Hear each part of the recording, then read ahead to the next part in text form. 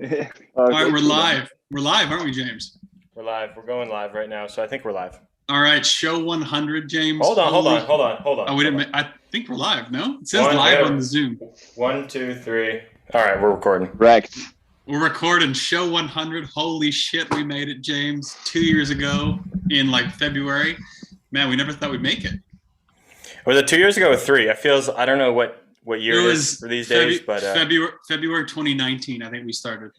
All right, and it started out as a very janky ass podcast, and goddamn, nothing's changed. Made it to 100. Nothing has changed. We're still on. Yeah, thanks to all our listeners and friends and guests who have come on the show and helped make it what it is. We really appreciate it. We got something special for everyone today for show 100. We got some of our OG boys on the show. Should we introduce them, Palm?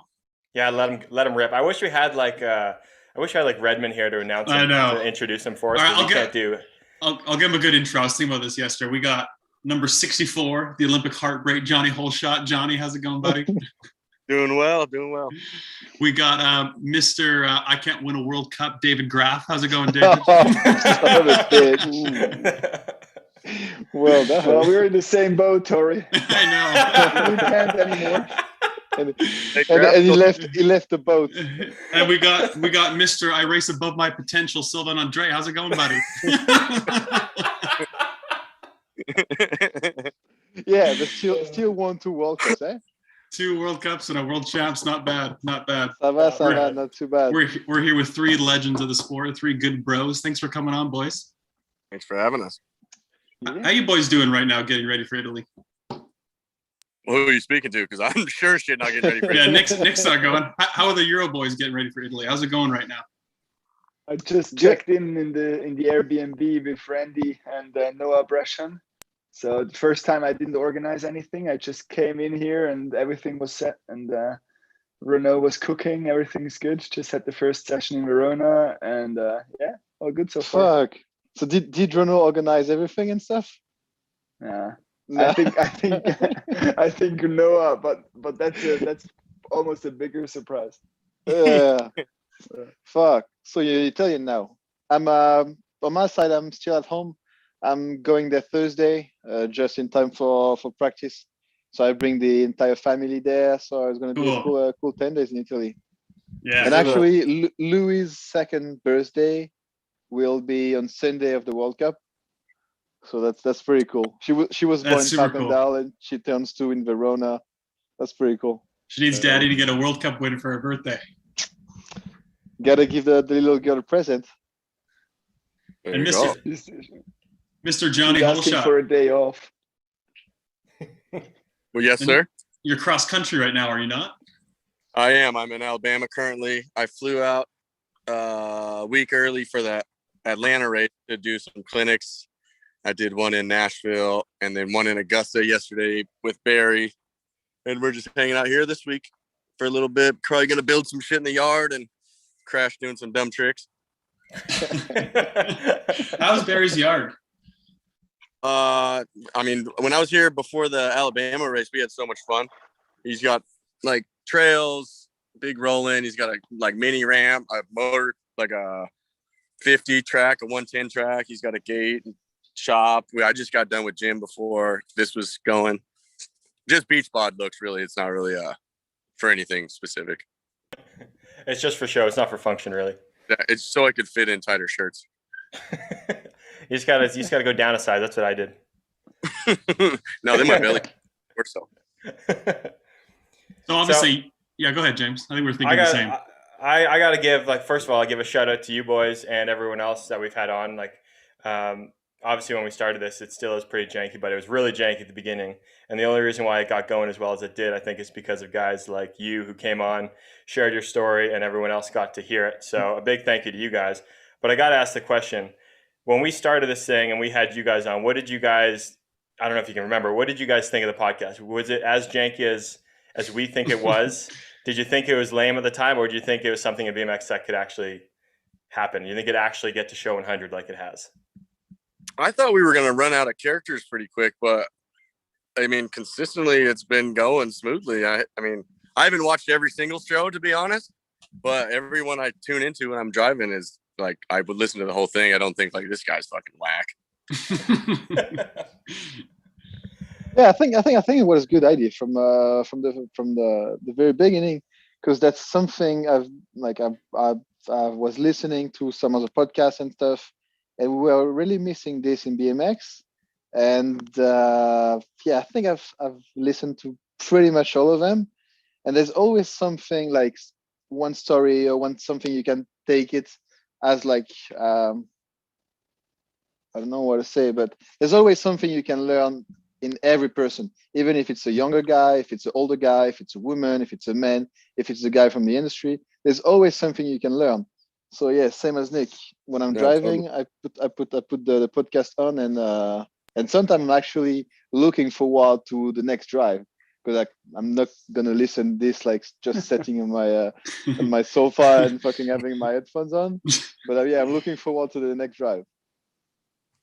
Yeah, me too. I'm a big podcast listener, like for a long time already. And then when you guys came along, I felt like it surprised me on how regularly you kept it going. You know, like when we see Coffee Wilby, it popped up and then it went away, and it's something our industry needs more news outlet. And it's probably like it is with you too. It would be nice to have more news outlet without riders involved, just to like get news out to the public. But what you guys do is, at least in our little circle, it's really important, I feel like, for our sport to have at least some voices and share some stories and hear different stories and how they achieved what they have achieved. So it's I'm thankful for you guys, because I've listened pretty much everyone, and it was a couple of hours that I spent with you guys rambling about golf and stuff. I was happy when you announced that you have the chatter radio and the shows to kind of get the rambling in one side, but it still is the same thing. So you still ramble for like half an hour before every interview, and then. But I don't mind. It fills some time when I'm doing, I don't know what, something else than training, and I enjoy listening to the stuff. Yeah. Thanks, boys. What's What'd been you say about rambling, David? Huh? What'd you say about rambling, David? It says we've been rambling. It's funny that, I'll be honest, I remember being in Tor's kitchen. His mom was like, "You guys are really gonna like do this every week? You should run out of guests and things to talk about. You guys are gonna run out of guests in no time. Then what? Then what?" And now we haven't gotten to like half the guests we want to at this point. Yeah. What show numbers were we on? Do you know that? Nick, good question. 465. I could tell you pretty quickly what show number you on. You guys were all within the first few months of the show. You guys were all on for sure. Nick was I number don't even 6. know the year they started, man. I have. I didn't know that. I'll be honest. 2018, It's a secret 2019. It's file. kind of like the same year. 2019, yeah, 2019. Nick was number 6. Sylvain was number 8, and then Graf was number 13. So that's what you get for not winning a World Cup, man. it's only fitting Graf was lucky number 13. What's been your guys' favorite show to listen to? Obviously, like I'm sure you enjoyed doing yours, but what's been one you really like to listen to? Who's going first? I'm still thinking. Go first, guys. Because I think I obviously really liked yours, but one that stood out to me too was Corbin's, just because I raced him my whole life, but I never really knew him that well, and so hearing his was really cool, I thought. I really like listening to Steven Caesar's story, even though I knew a lot about it. It was cool just like listening to his voice again, because I haven't seen him in a little bit. Yeah. So that one was kind of cool. Who else had a good one? I like Mikey's too. Yeah, that's what I was about to say. There's some legends there. Yeah, mine was cool. Mikey too, because those stories I had no idea about. Yeah. Or a lot of them I didn't, yeah. I mean, it was all the ones that are not posting much of their life. Like they post stuff out of their sport, but you don't really know what's behind. So I think all these person were really interesting to get some insights and see inside their head. Like you said, Corbin is a guy that I don't know, it's really hard he's such a nice guy at the track and everything, but you don't get to know him at all. Like, So it was nice to Cobb and secrets. some of his thoughts. Yeah. I actually like. Yeah, Sorry. Fuck, I'm brain farted now. Oh, Liam. Sorry. Yeah. Liam, because I've known Liam my entire career. Like he would come over here when he was amateur. We raced junior, everything together. And I don't know. I guess I kind of knew of him and how he trained, but just listening to like how meticulous and everything he was kind of cool, and how he broke down everything. I don't know. That one was really cool too. I really like the old school, like not the old school guy, but the mid school guy, especially Mike Day and Donnie as well, because those guys were really the guy that I looked up to when I was 14, 15, 16. And it's so cool because back then, like when you listen to Mikey's story, Donnie's, Steven, they didn't have all the structure we have right now. Because right now we pretty much all doing the same. We pretty much leave BMX and do this and this, and pretty much we do the same. And back then you listen to Cesar, it wasn't doing pretty much anything structured. And then and like during those 06, 07, 08, you got Steven that does nothing. You got Mikey that does a bit of everything, but with more and more structure. And you got Donnie who's on top of social media back then, sponsorship and stuff. And they all racing together at the same level pretty much, but with three completely different approach. And that was super cool to listen, because back then we had not even like no social media, nothing. So the only information you could get was the transit I've watched over and over in my room. That was so cool to listen to them, and then you can realize, damn, I'm actually having the same life as like the life he was living 10 years ago, basically. It's a good point, because 15. That's you're right. Like in Cesar in his podcast, he's basically training for the Olympic trials and stuff, just kind of going out and riding and doing a bit of gym here and there. At some point, when he say fuck, we talk about this crash in the second straight, he was like, I wasn't doing no like lap at all. So I've never went that fast in the second straight. And then on the other side, you got Mikey that did like a 6-week replica races on Saturday. And you see that just show up and do full. And they shared the room. That was even better. They shared the room and trained different. You got Cesar who's just fast as shit. Hasn't had the prep like. Yeah, imagine if you went to a race now without doing a single half lap on the track. First lap, you gotta put it all together. You'd be like, oh, here we go. Yeah, like it just doesn't. It's funny, like the sports, it's changed quite a bit. You're right, because back then it was still kind of transferring to Olympic style of everything, and you had a few guys doing it like really structured. Like I think Donnie was probably one of the first, seemed to be one of the guys who had it really structured, and he had a lot of good sponsors. Like he had big sponsors too, like HP and Hershey's, McDonald's. Yeah, he had a bunch of big ones. Yeah, Kellogg must have made a lot of money. I would think so. Yeah. For sure at that time.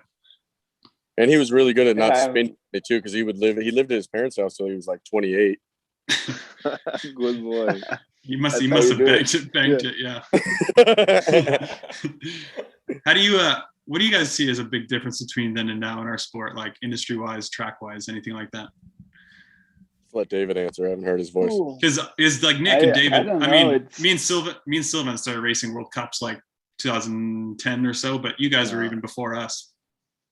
I don't know. I mean that it's such a difference that now everyone shows up and first lap in practice, everyone like is feeling right at home, and there's almost no sketchiness in Group A practice. Mm-hmm. When I started, almost there is some guys that are, but God, we got. I love back when I started, man. I qualified in Fréjus. I qualified in a time trial without jumping. There was the pro set on the last straight, and I made the first one with a 50-50 case, and I couldn't jump the last one, but I still made it because I made more of the track than everyone else or most of them. So it's like. Back in the days, it was such a random thing at the World Cups, like because the best guys, they showed up, but they were not the best technically, like the best physically guys. Yeah. And now everyone is so well-rounded. I think that's a big difference. And the tracks got more, how do you say, acceptable. Mild. No soft holes. Well, mild, yeah, but there is no soft holes, no carpet on the track. Yeah. There's Yeah, no it's Tom Ritz building a spine and tries to slow us down, and it's just different now, and I think these two things together, like if you come to a practice now, you can go to watch B group at the World Cup, and you can't imagine that people are going much faster, and then you go watch A group and like everyone is on the same speed, and then you watch the race and it's still a big difference. So it's kind of crazy at the level technically all the riders are, and I think that's the biggest difference. Yeah, I think so too. And I was thinking about this the other day, like especially at World Cups when you'd get an hour 25 minutes, like 10 years ago, you had to ride like hard the hour and 25 minutes to get, like, it's different now because I mean, you guys just go and you obviously know the track, or you're so good that we're also used to Supercross, you just ride a bit and you're fine, you can just chill. But back then you had to ride like 3 hours worth of practice and an hour and a half just to get used to it, and practice was exhausting. Oh yeah. But I mean that was cool. That was cool. Yeah. I had a talk with like about it with some guy in the industry lately, and I think there's good point and bad points on this, because obviously David was talking about the soft spot, and sometimes the track wasn't in the perfect condition, versus now where since we race like track that are home of the OTCs and stuff, the tracks are in perfect shape, but we get to go there before, we get to do practice on Monday and Tuesday and stuff, and I don't know. I think I'm not an old school guy, but I like the way that you had to learn the track first and then race on it. When 100%. Now everyone is just ready, and everyone chills the entire week and start racing the other guy on Saturday. And even if you compare the skills versus the track, now like we have much more skills than the track. When back then it was the opposite. Plus we didn't know the track, and that was exciting at some point, because you have to learn the track and then race the guy. That's one of the biggest things I wish I got to experience more, is having to learn the tracks and then after racing right away, because that's a skill that is just gone in the sport. Yeah. Everyone takes their time for like 3 sessions learning the track, and then even the people that normally are terrible at like learning how to jump a pro set, by the time they get to the weekend, they're like, oh, cool, I know the track like the back of my hand as well. Like, it's like takes away that skill. Yeah, you guys remember who was racing Madrid Outdoor from you guys? Too young. No. I wasn't at that one either. Yeah. No. That one looked gnarly though. That one looked super gnarly. Because the first jump was a berm jump. So we were jumping over turn 2. And then it was a smooth transition at the bottom of the ramp, so it was no flat. And we were all waiting on top of the hill. No, there was no, like pretty much no flat. It was just like down and the transition into the lip. Barely, no worse. Like I don't remember perfectly, but almost no. But it was like you couldn't pull the brakes, whatever, after anything. So we were all waiting up there for Van der Putten to put on a show, because he was always running up the stairs to do it first. So it was the guy to do it first. So he did it first. It was Van der Putten, I think, 666. Yeah, sure. Yeah. Always did it.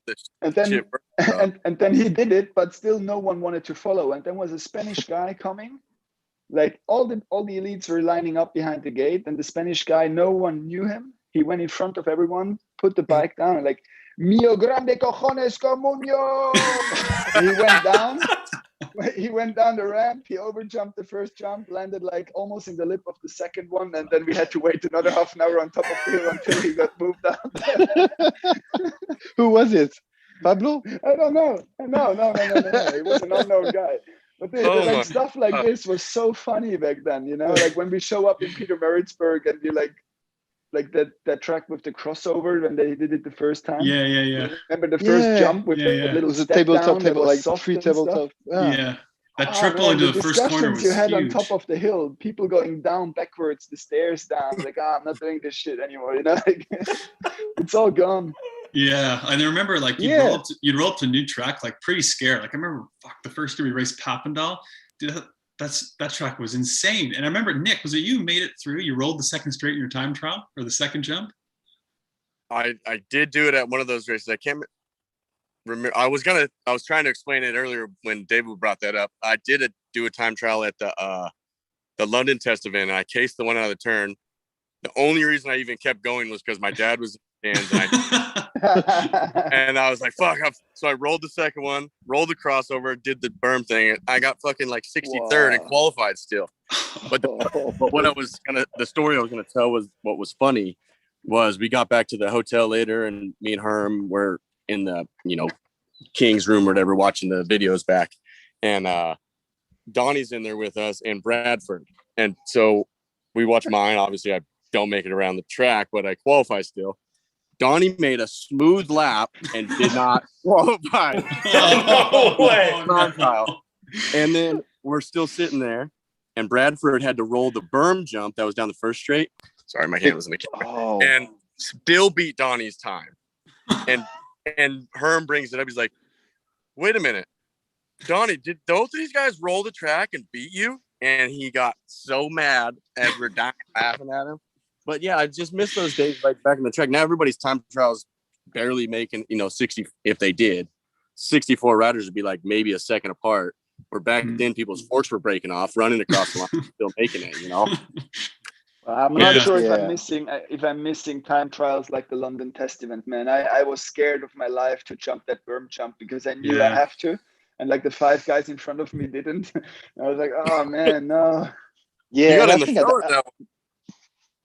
I think in London at some point the wind, like the direction of the wind changed, and there was a moment for like 5 or 10 minutes that the guy couldn't jump the first straight. It was so unfair. And I think Papendal 11 there was the same, because I remember I was in the stand, I was injured in the race, but at some point the wind changed and some guy couldn't jump the second straight, and Tuan.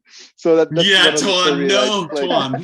Tuan. So crazy to think that there was 2011. So he's been racing like World Cup before, but never made it out of time trial. Is in the good spot. He crashed on the first jump, get back on his bike, cross the line. I think like running, got 65th. Oh, poor Tuan. 65th with a crash. That's insane. You're never gonna see that again. No, you're never gonna see that again. Like nowadays, if you did a time trial nowadays, it'd be so close. Like you case one jump, you'd lose 20 spots. Whereas before, if you made it around with a decent lap, you could do pretty well. I still think it's the differences on a big track would be quite big. I think they're bigger than we think now. I think on the small tracks, the toughest time trial I remember was Birmingham. Like it was such an easy track, 25-second lap, and it was all on the line because for us, for example, it was the Olympic spot on the line with the World Championship spots they gave away there. So you had to make it to the race, and you knew if you do a hang up, at least on my level back then, you're out. So it's like, but now I think the differences on a big track like Papendal or Paris, or the difference on the lap time, it's still quite a bit. But sure, like in these groups of riders, you would drop like one little mistake and you drop 10 spots. But then from the top 10 to the like 50 to 60, it's still quite a big gap. Yeah, when you look at lap time at the races, there's still big gaps. Yeah. And the crazy thing on those tracks, especially Birmingham and New Zealand the next year, when Connor won the time trial, he won by half a second, both of the 2 years. Unbelievable. And then everyone, I think from like 2nd to 16, was within half a second, and Connor was half a second ahead of the second. Yeah. That's so dominant. That's unbelievable, truly. That's incredible. Yeah. New Zealand was even shorter. I think it was like 23 seconds something. Best world's track I didn't for make sure. it out of practice. Graf, you blew up your ankle in practice, didn't you? Yeah, I broke my heel there in practice, so I didn't make it out of practice. Fuck, you fly all the way to New Zealand.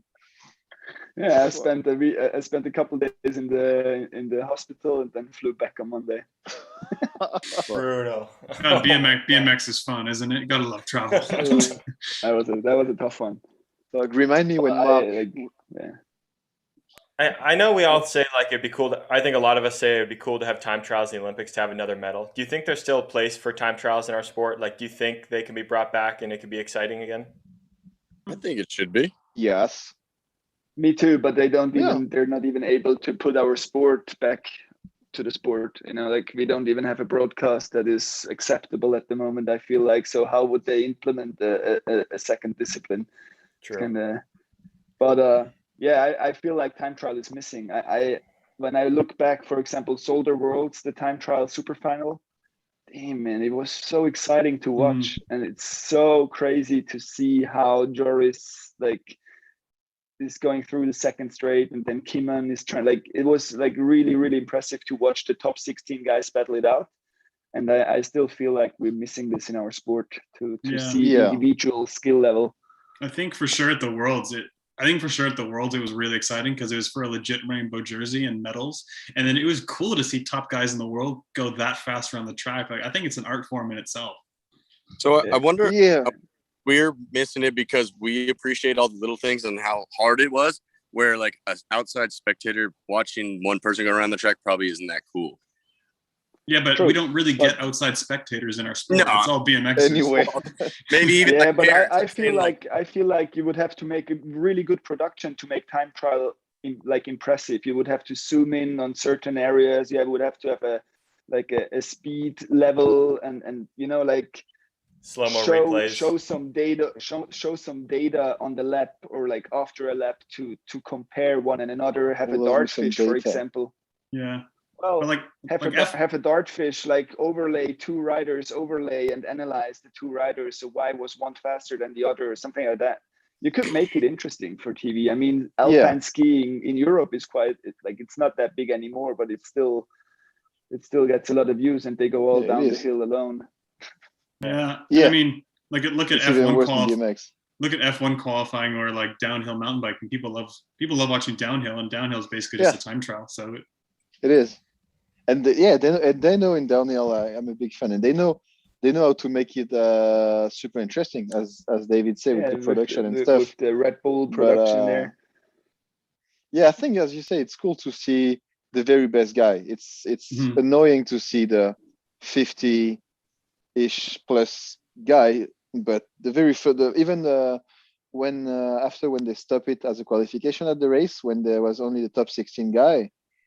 Whether I was in the top 16 or watching, I was excited to see that because and the thing, there was not much on the line, so everyone tried his very best on the very first part of the track to make a big difference, and then everyone ended up casing and Tori started winning. But that's a whole nother story. I think I've never made it over the first jump, hitting the landing. I either did a full double wheel case or jump to the flat on the first jump. I always felt like the first jump in a time trial is so tough to get because you're on the hill and you want to do something really good. Yeah. Then you get to the lip and you're like, no, not this time. You know what though? It's so funny. In a time trial, everything's magnified. In a race, if you overjump or tag the gate a little bit or do a little case, you don't even notice. But in a time trial, you what the worst in a time trial? You know what the worst? You know what the worst in a time trial is? If you fucking hit the gate in a time trial, it's the worst. But I think I remember I usually did that, and I think a lot of guys did as well. When you look at gate times in time trial, it was bad. Super slow. Yeah. The last thing you want is hit the gate, but at the end, if you're losing a tenth, that's a lot of time. I'm just time onto the first turn. Yeah, I could just try and come out smooth. Don't hit the gate. Just make sure you come away clean to the kink, and then get over it smooth. But I couldn't I think we all made it pretty easy, as you said, sorry, back then when we had the time trial. So even in our very first years, we could do, as you say, 85-90%, and even still make it to the super final. But I can't imagine. Come on. But I can't imagine if they bring time trial back today when you're 18 years old and you have to qualify. It's you better it must pin be it. super tough, mentally super tough, because even after all those years, as you say, when you're doing your lap by yourself, there's something that feels different. Yeah. And you have fucking 5-6 years of experience. And then when you're a young kid and you have to qualify, and you every time you're 10 spot out of the qualifying spot, that must be so tough mentally. You travel, you do all of this for nothing. Oh my god. Yeah, time trial is you are never more exposed to the world than in a time trial. Dude, I was in Madrid, that outdoor one. I did a semi front flip on the second jump in the time trial, and I knew like everyone's watching me, and I was just like I was flying like this, like with the bike still on my shoes. Jerry Landrum had a really good shot of it, and that was just like in the air, and that was like, damn, everyone is watching me. No. Yeah, you break your ankle, but you still walk out of the track. No, I was okay, but I couldn't race anymore after. crashing in a time trial fucking sucks. Who's got the worst time trial lap of all time? Are we talking Yes? Kate? I mean, What? I crashed on the first jump in Colombia. That was a pretty bad one. That was a pretty bad time trial. That's a pretty bad one, yeah. I think the most famous Well, the one's- pressure was so high for you, Tori. Yeah, I just didn't handle it well and fucked it up. How What about were you Nick gonna say, Johnny? Madrid? Nick? Nick, so go ahead. Can you hear me? Sorry. Yeah, go for it. How about Nick Benetti's time trial in Madrid? Oh yeah. Yeah, at least it made him famous. Oh my God, No Sylvain. one Hey, knew that. No, you, but there was you remember on top of the hill? We were standing on top of the hill. but the thing, and it was so cool because there was him, and then there was all of us, and it got us scared. But Team Canada, so Nick, if you were here, I don't want to be mean to her, but Team Canada went big from that one in Madrid. Yeah, they did. Because there was a girl from Canada. Her name was Danielle Brisson, if I'm not mistaken. And she basically couldn't jump. And so we watched her in the time trial and tried not to be mean.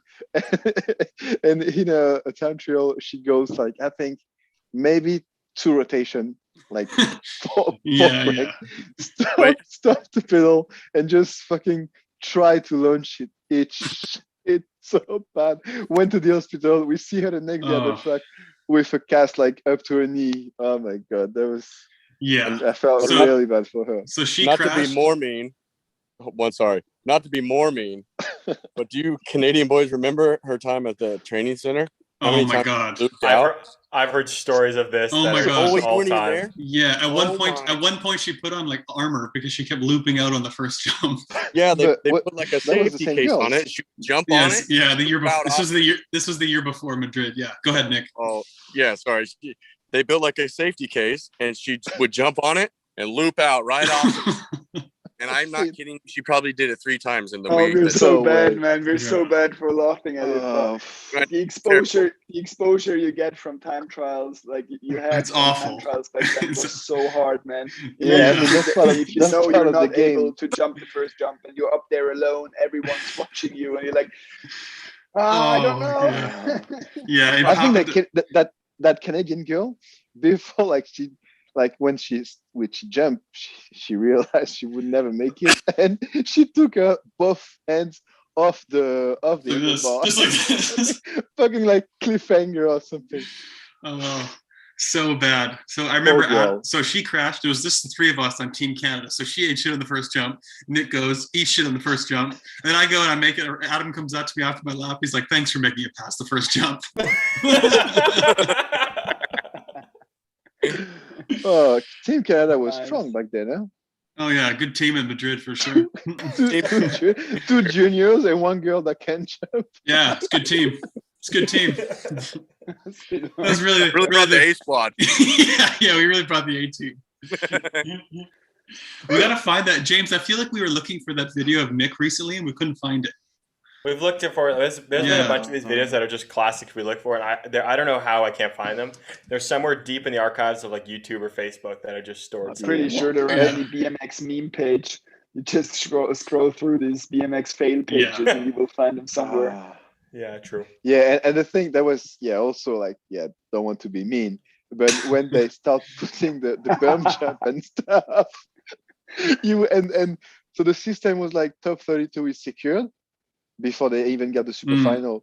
So I think most of the time I made it to the top 32, but I would stay at the track to watch like the guy that would both for like win or lose. And when there was a berm jump, a bit of a headwind.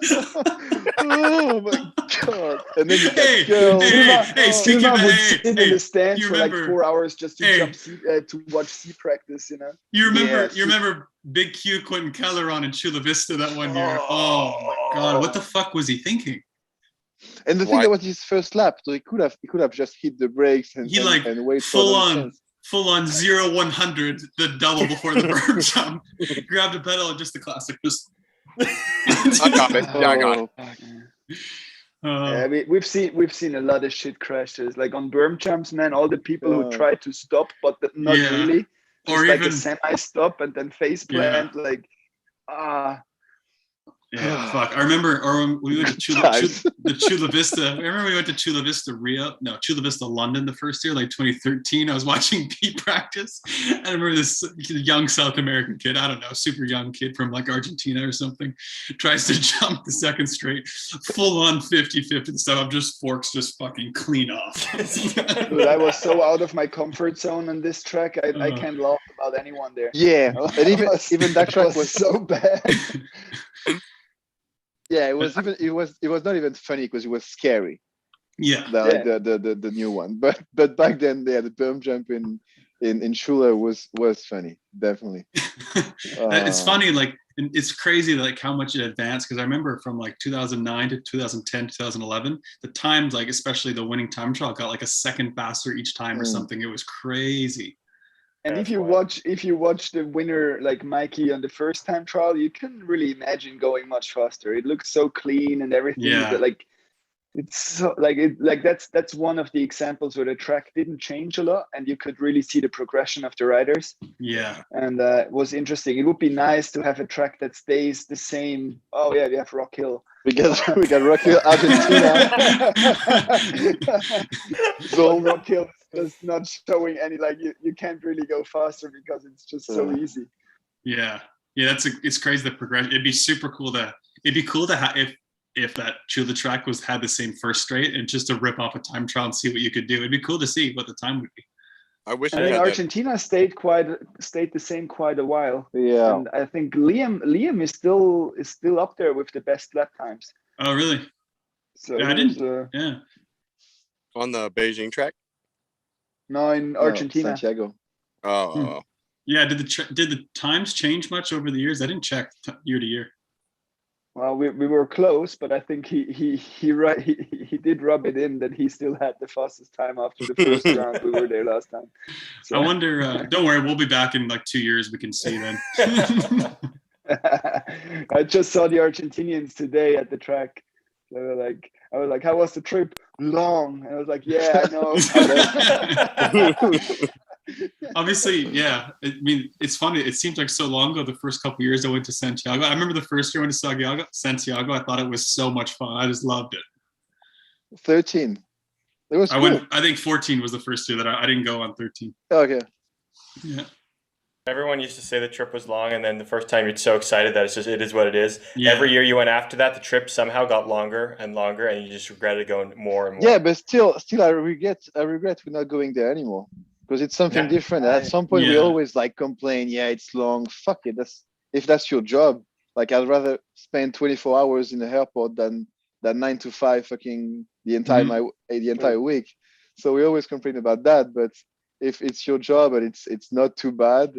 And at the end, you end up to a place which is quite different.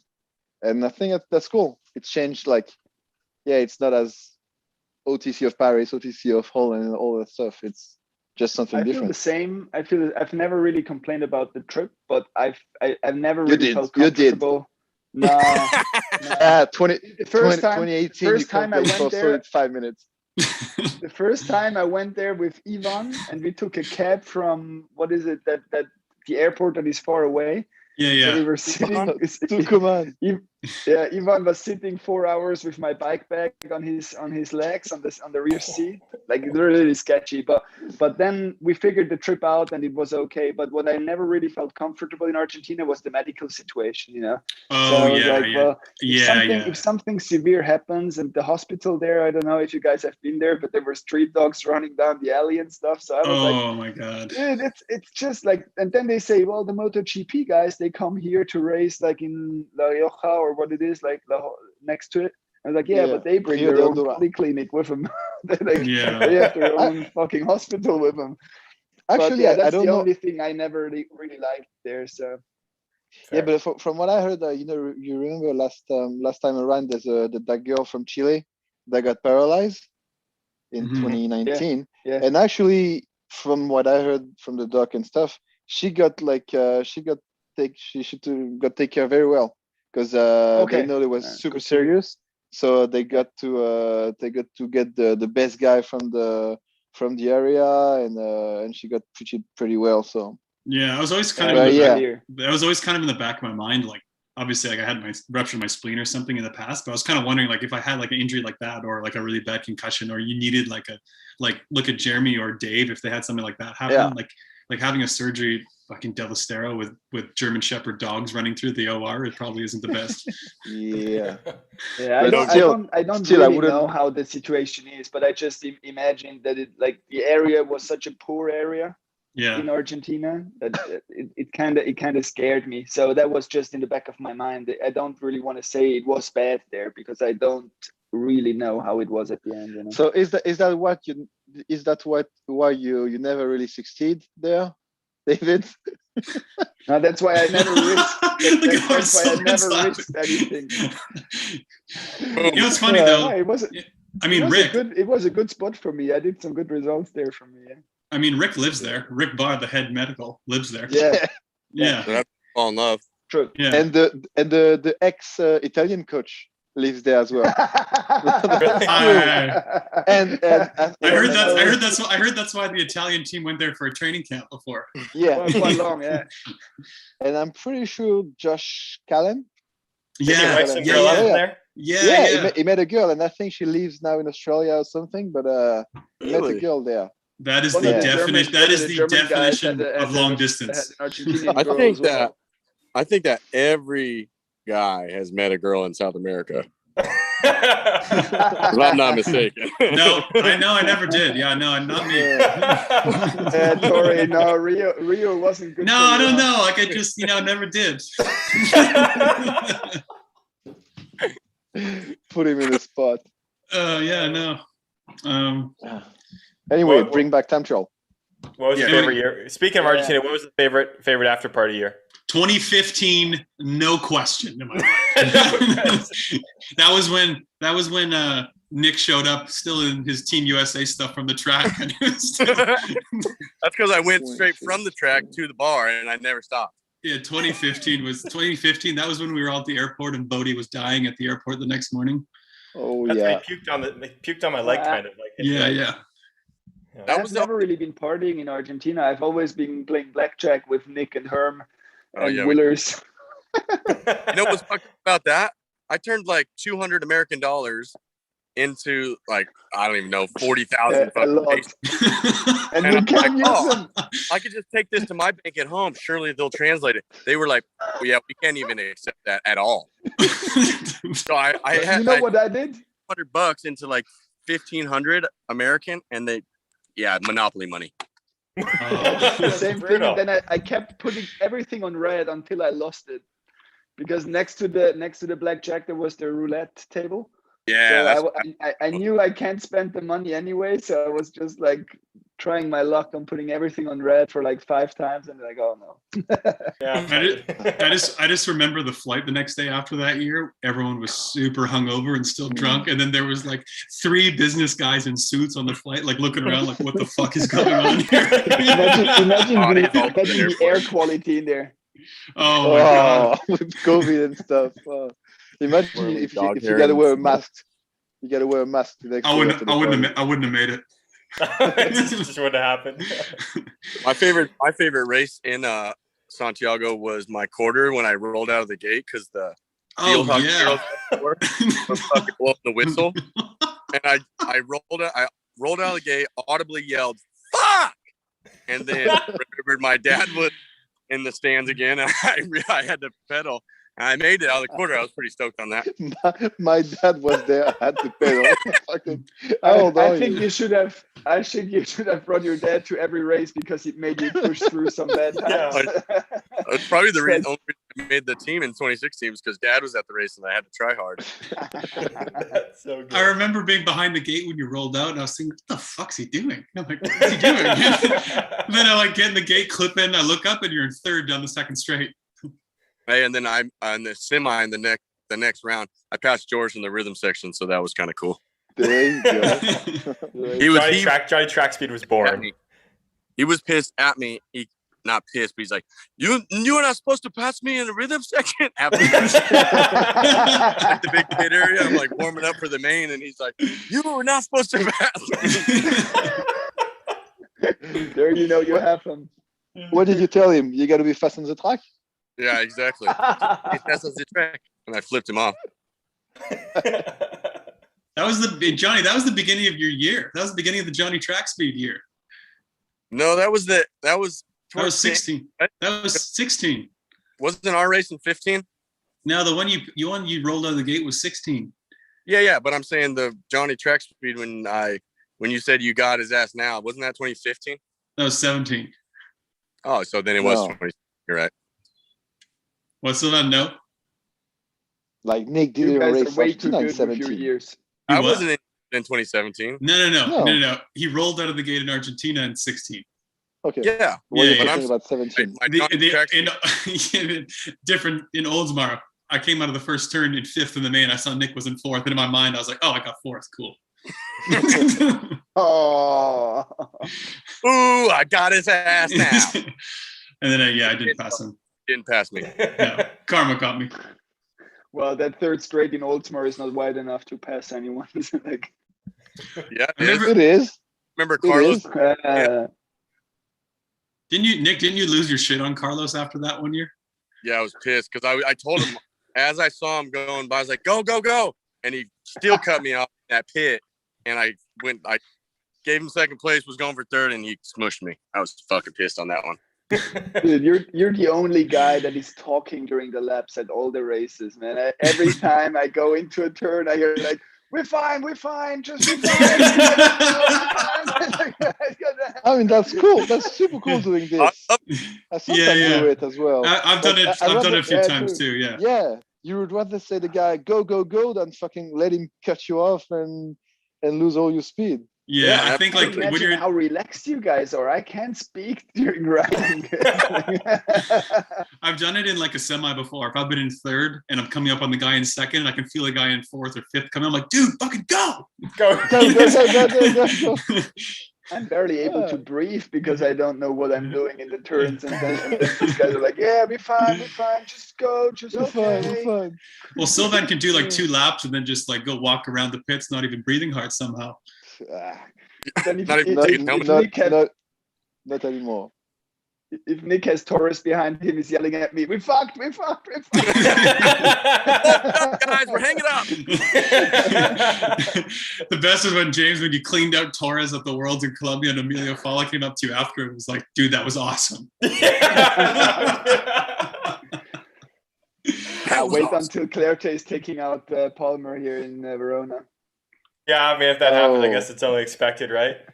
There are going to be some moves in the turn. Like, Was that good who or bad, in but there are Australia? going to be some moves.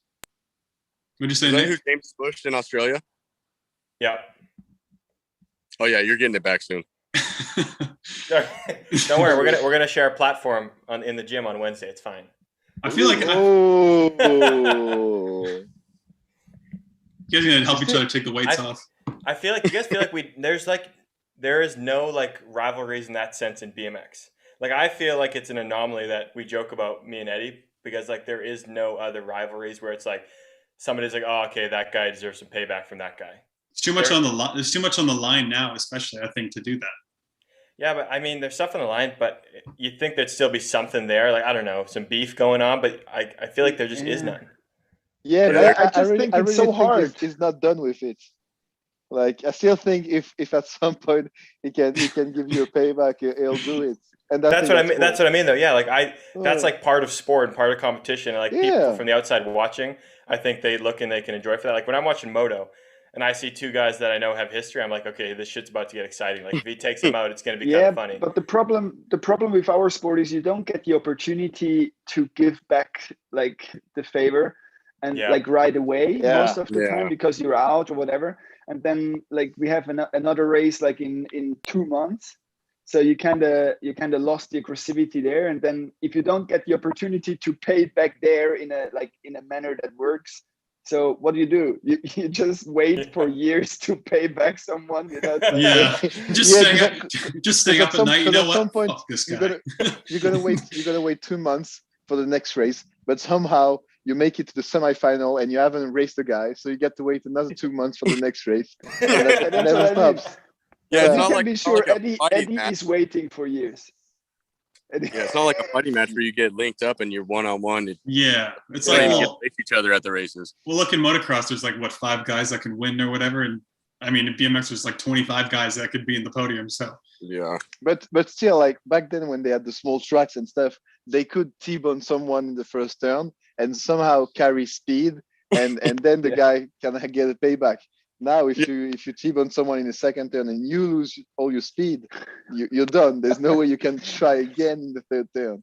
So that's why Are you guys watching the Todd Lyons videos from time to time? So good, so good. He's doing commentary on his old laps, where he's giving people shit and stuff like. It's like Todd Lyons' social media game, like on Instagram, is so funny, man. It's super funny.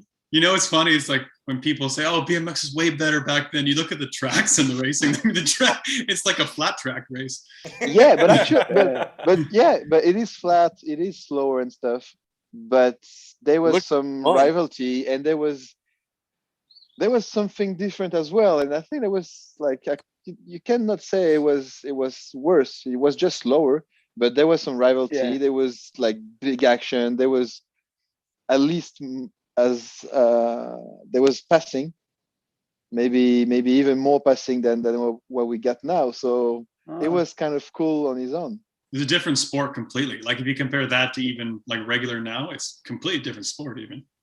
It's a little bit like arena cross in motocross, like where everyone is giving themselves like shit to each other, and it's like they don't care. I think it's different, like the speeds. Like when they're going slower like they were because of the tracks, the less jumps, everything was wide open. I think there's more contact and stuff like that. Nowadays we're going so fast that I think we all know, like if there's contact, a lot of time there's a blow up unless it's like, you know, body to body or elbow, that kind of stuff. So everyone kind of shies away from it a little more, I feel like. What do you think? You know what's cool too? Like especially in those, like when you go into the corners too, like you said, James, the speed was slower, so you actually had to brake and then like re-accelerate after. Whereas now we just hold our speed, don't brake, and then just whatever. But it's kind of cool. Imagine how the legs burn, man. Oh yeah. Oh my god. Those tracks were fun. Yeah, I know what you mean. Dead sprints everywhere. Nick, imagine you were racing back then, and your dad were in the stand. You would have completed the entire track. Oh. Look, I'd be the fastest man alive at some point. Sure. I mean, they made pretty good money in those days too. They made way more money. Why do you think everyone made more money back then in small sports? Because but why? Because the companies were investing their money, and now companies they want to make profit and not investing their money into athletes. At least not into athletes that are not on TV or not big big sports, you know. I feel like small sports back then had the like it was an area where people became CEOs of brands that were involved in sports like ours or like close to it, and they thought it's cool, it's new, it's amazing to get the brand out. And nowadays you don't get the brand out if you sponsor a BMX rider anymore, you know.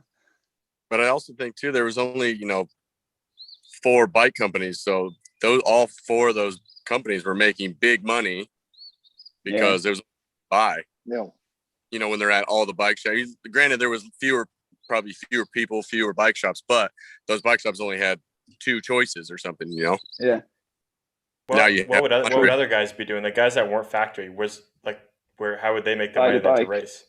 They just buy it. Where nowadays everybody gets a free bike. Yeah, very true. Yeah, the buddy deals are big now. But it's funny too. Like there was so many. When's the last time you bought something full price? No, I got a code for everything, guys. everyone get a bro deal. Yeah. And there used to be big, like even when I was amateur, when I first started going to the States, when I was, I don't know, like 8 or 10 or whatever, there was some pretty big companies. Like there was like Mountain Dew was in BMX, and like Chevrolet was sponsoring a team, and like WD-40. Like there were some pretty big companies that outside the industry. I mean, we had Swatch sponsoring the World Cup. We had the U Tour having BMX World Cups. There was some interest at one point. But isn't it the issue the other way around, that maybe we don't have the good people in the different organizations that are looking for sponsors? Maybe there's no great people at UCI that looks for sponsors outside the industry. Maybe they no one at USA BMX that does care of on getting outside sponsors. Like I don't really know what to say about it. I've heard rumors before with issues with that, because I don't know exactly who does all the sponsorship stuff at like USA Cycle or USA BMX, but they'll like put companies against each other, in like a bidding war, saying like, Red Bull is offering us to sponsor the series, and then he's telling whoever's talking to Monster now, like this is what they're offering us, but in reality, Monster and Red Bull all know each other and they work together, so they're like, yeah, fucking offering that guy that shit, and so then it doesn't work out with the bigger sponsors because they do shit like that. Huh. Yeah. I definitely feel like if we have people in charge, at least on the bigger like federation sides like USA BMX, UCI, that really have like the mind of, like in the USA BMX, I feel like the problem is the focus is not on the elites. So they don't really, you can't sell the kits as a product. You can sell like a family event or whatever, but I feel like the focus is not on elite racing in the US. And on the UCI side, I just feel like we're missing good people on the board. It's like now that Kevin has like another job, like Kevin McKish, who's like he's not 100% involved in BMX anymore, and it feels like we already feel that with like, even with COVID is a different story, but it was announced so late with World Cups. It was such a tough birth this year to get a World Cup schedule, and I don't really feel like it was just COVID related. Yeah, because even at the UCI, if they want to do some great stuff, like what's something that's really surprised me, I went to Paris, so I think that was end of 2020, and they do something with the velodrome. They do like 6 races in like 6 different European countries in 6 weeks, and they're doing this like next October, I'd say, and they would announce that like almost like a year before. And on our side, they wouldn't even tell us if we got World Cups for the qualification for the games. And on the other side, in track cycling, they organize that kind of events. So I think if they really want to, they can do that. But I think it's more a matter of the person in charge, and if they really want to do something or not. Because the UCI is a perfect example with the COVID and stuff. So much was going on in some sports, and nothing was going on in BMX, for example. Yeah, I feel like we need a brand or a company that buys BMX as a product and has interest in making it big, because it's actually not the UCI's, like it's not a task of the UCI to promote our sport, Mm-hmm. It's kind of different, because normally like the Red Bull, like the mountain bike World Cup, Red Bull and Shimano and Mercedes-Benz, like back in the days it was Shimano, now it's Mercedes-Benz.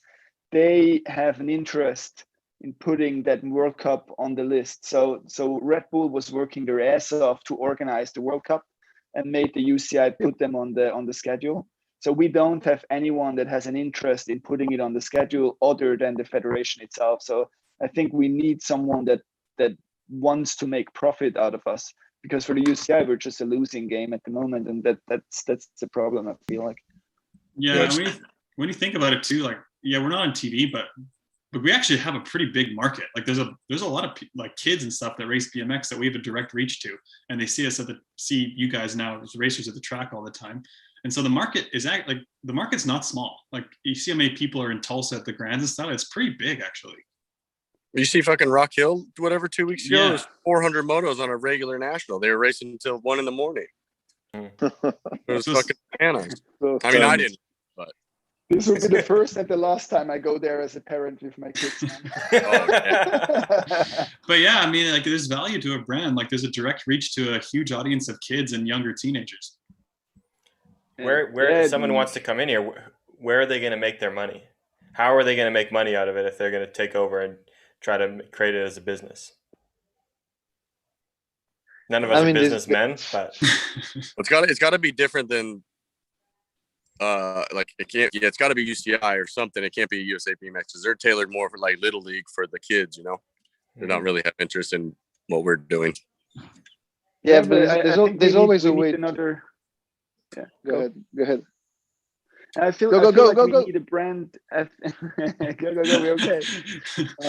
I feel like we need a brand that takes care of it, like we had Swatch back in the days, or like imagine if you have a big sponsor that wants to make it, let's say, a pay-per-view product at the end, and then you start promoting it at all the local clubs and all the get at least the industry to watch the races and pay for it to watch it. And I feel like you could do that with a small amount, and they would probably, if it's an easy sign up, if you don't have to fill out too much, you can just drop like $5 and watch the race. I feel like there is quite a few people that watch it, but you would have to do promotion like on a low level of the sport and then build it up. But you can't just go in on the top and imagine that the kids at the bottom get reached, because when I go to my former local club, they don't know me. like that's insane. I haven't been there for a while, you know. So the new kids there, they don't know our sport at the top. They come in because BMX is cool. Yeah. And then we lose them when they're like 13 to 16 because they have other things to do.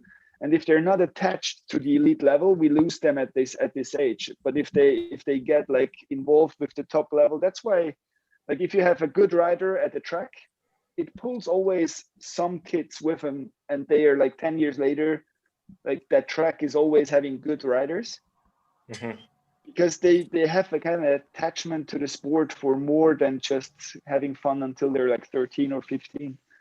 Yeah. I don't know. Speaking of a cool sport and you know, sponsors coming in, ProGate Europe, winning starts with a great gate.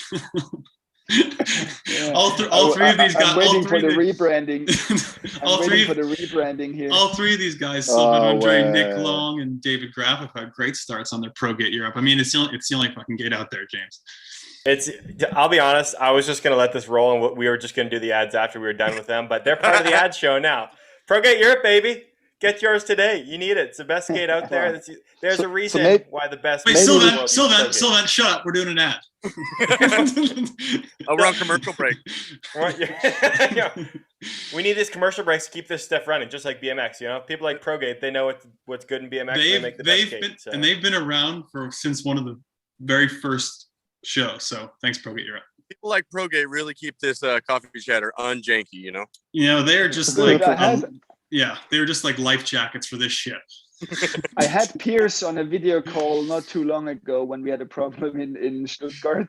So it was so funny to talk to him again. It's like, that he didn't show his fucking rifle and stuff. It was just everything. She comes with a direct line right to the manufacturer. What's going on? What's the problem? Yeah, I got a problem. I got to fix that. So maybe you guys. So maybe you should send the Verona people the contact of ProGate Europe, because the thing is, there's no ProGate in Verona. and Yeah, I don't know what they're truck going to do. We're going to have to protest the race. There's no pro gate in there. Can't race the World Cup without a pro gate. We do that after the results. Like if the results are okay, we don't. Oh, I and did if the shit. Fuck results it. are Now not, can't you take know, those results. Can't redo it. Rerun it. Put a Do pro it, gate do in it, do it the Formula One way. You know, before first round on the first day of the World Cup, everyone go to protest at the UCI. This is not in the rule book. We cannot race. This is Just not make sure- regulation. This is not good. Yeah. The gate is not good. I can tell you, I can assure the gate is not good. In the rule, it should be a pro Guys, gate. just- Now it's a pro start. You cannot do that. I'm Mediterranean. This is not good. I cannot do that. Can you send Nick Archet pour faire le for the protest, to make the protest? I'll send it. Yeah, no, I'm not gonna send it now. He's like, Because I am emotional. I am not going to apologize for that. No, but hey, No, but really that's how bad. on another note, just don't hit the gate, guys, because it's slowing down when someone hits the gate. We did that in Saint Yeah. Etienne the other year. Does it really? Yeah. Well, in And Saint if you go- Etienne, we if- had the final, and someone hit the gate, and it accelerated the gate. And because it's this electronic, like it's electronically steered, so it accelerated, and then it slowed down afterwards because it has a preset time from top to bottom. So it had to gain some, and then we all hit it. What are we doing here? How about that? And even- We're an Olympic sport in a world. Imagine in track and field if they're like, okay, guys, this is the last qualification for the Olympics. The starting gun, like it's a little fucked up.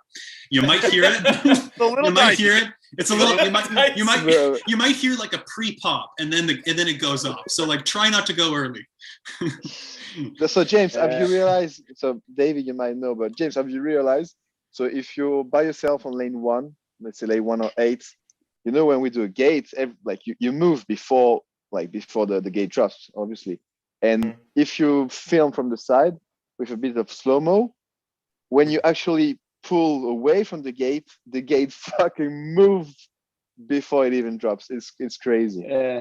It's quite crazy. But hey, I have to say, I expected this World Cup is not happening because of the gate.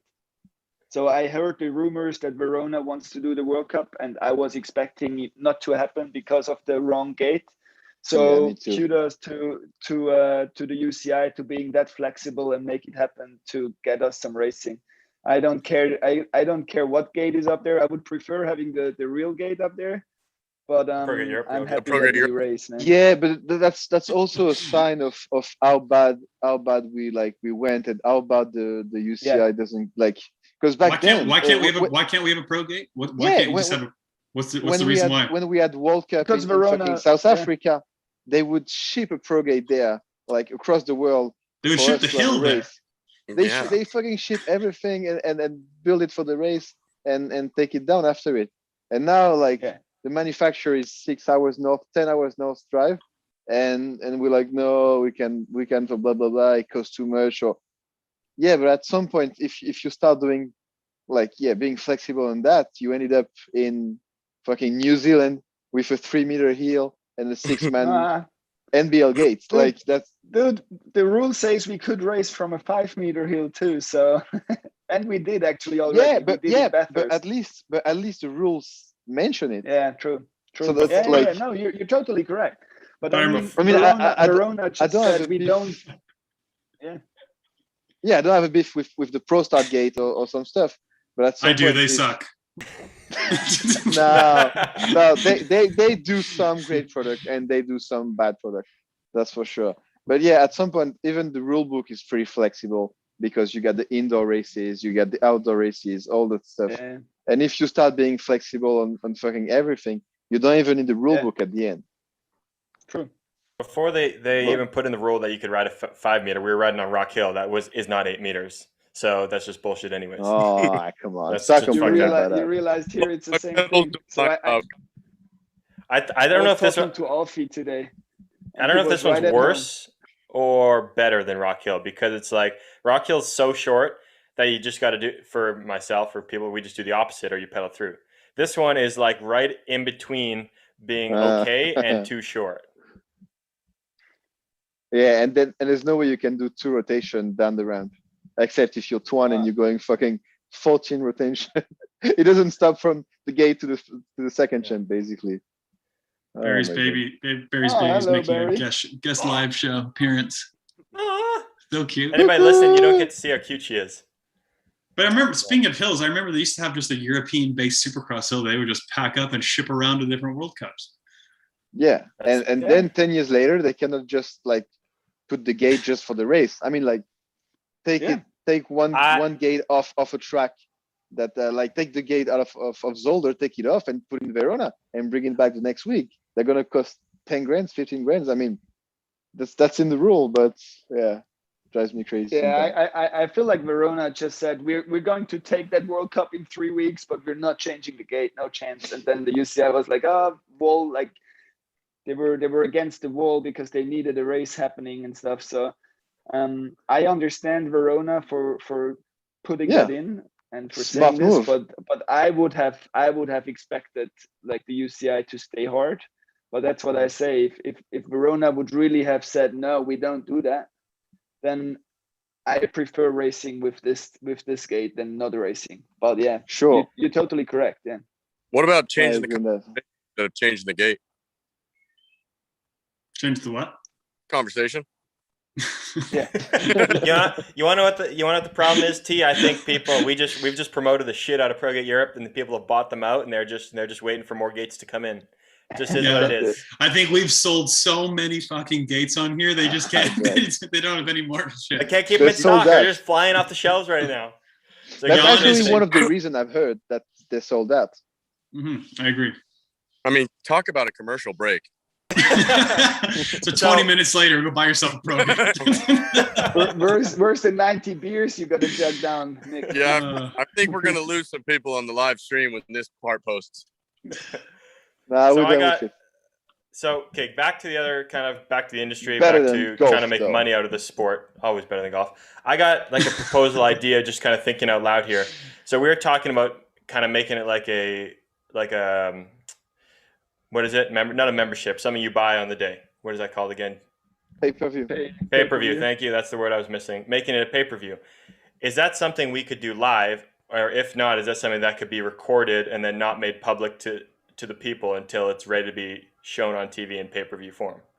And then the promoters could be us as the riders ourselves promoting the shit out of it to try to make us more money. If that makes any sense. With social media, there's no way you can hide hide who's winning the race. That You gotta don't be think live. so?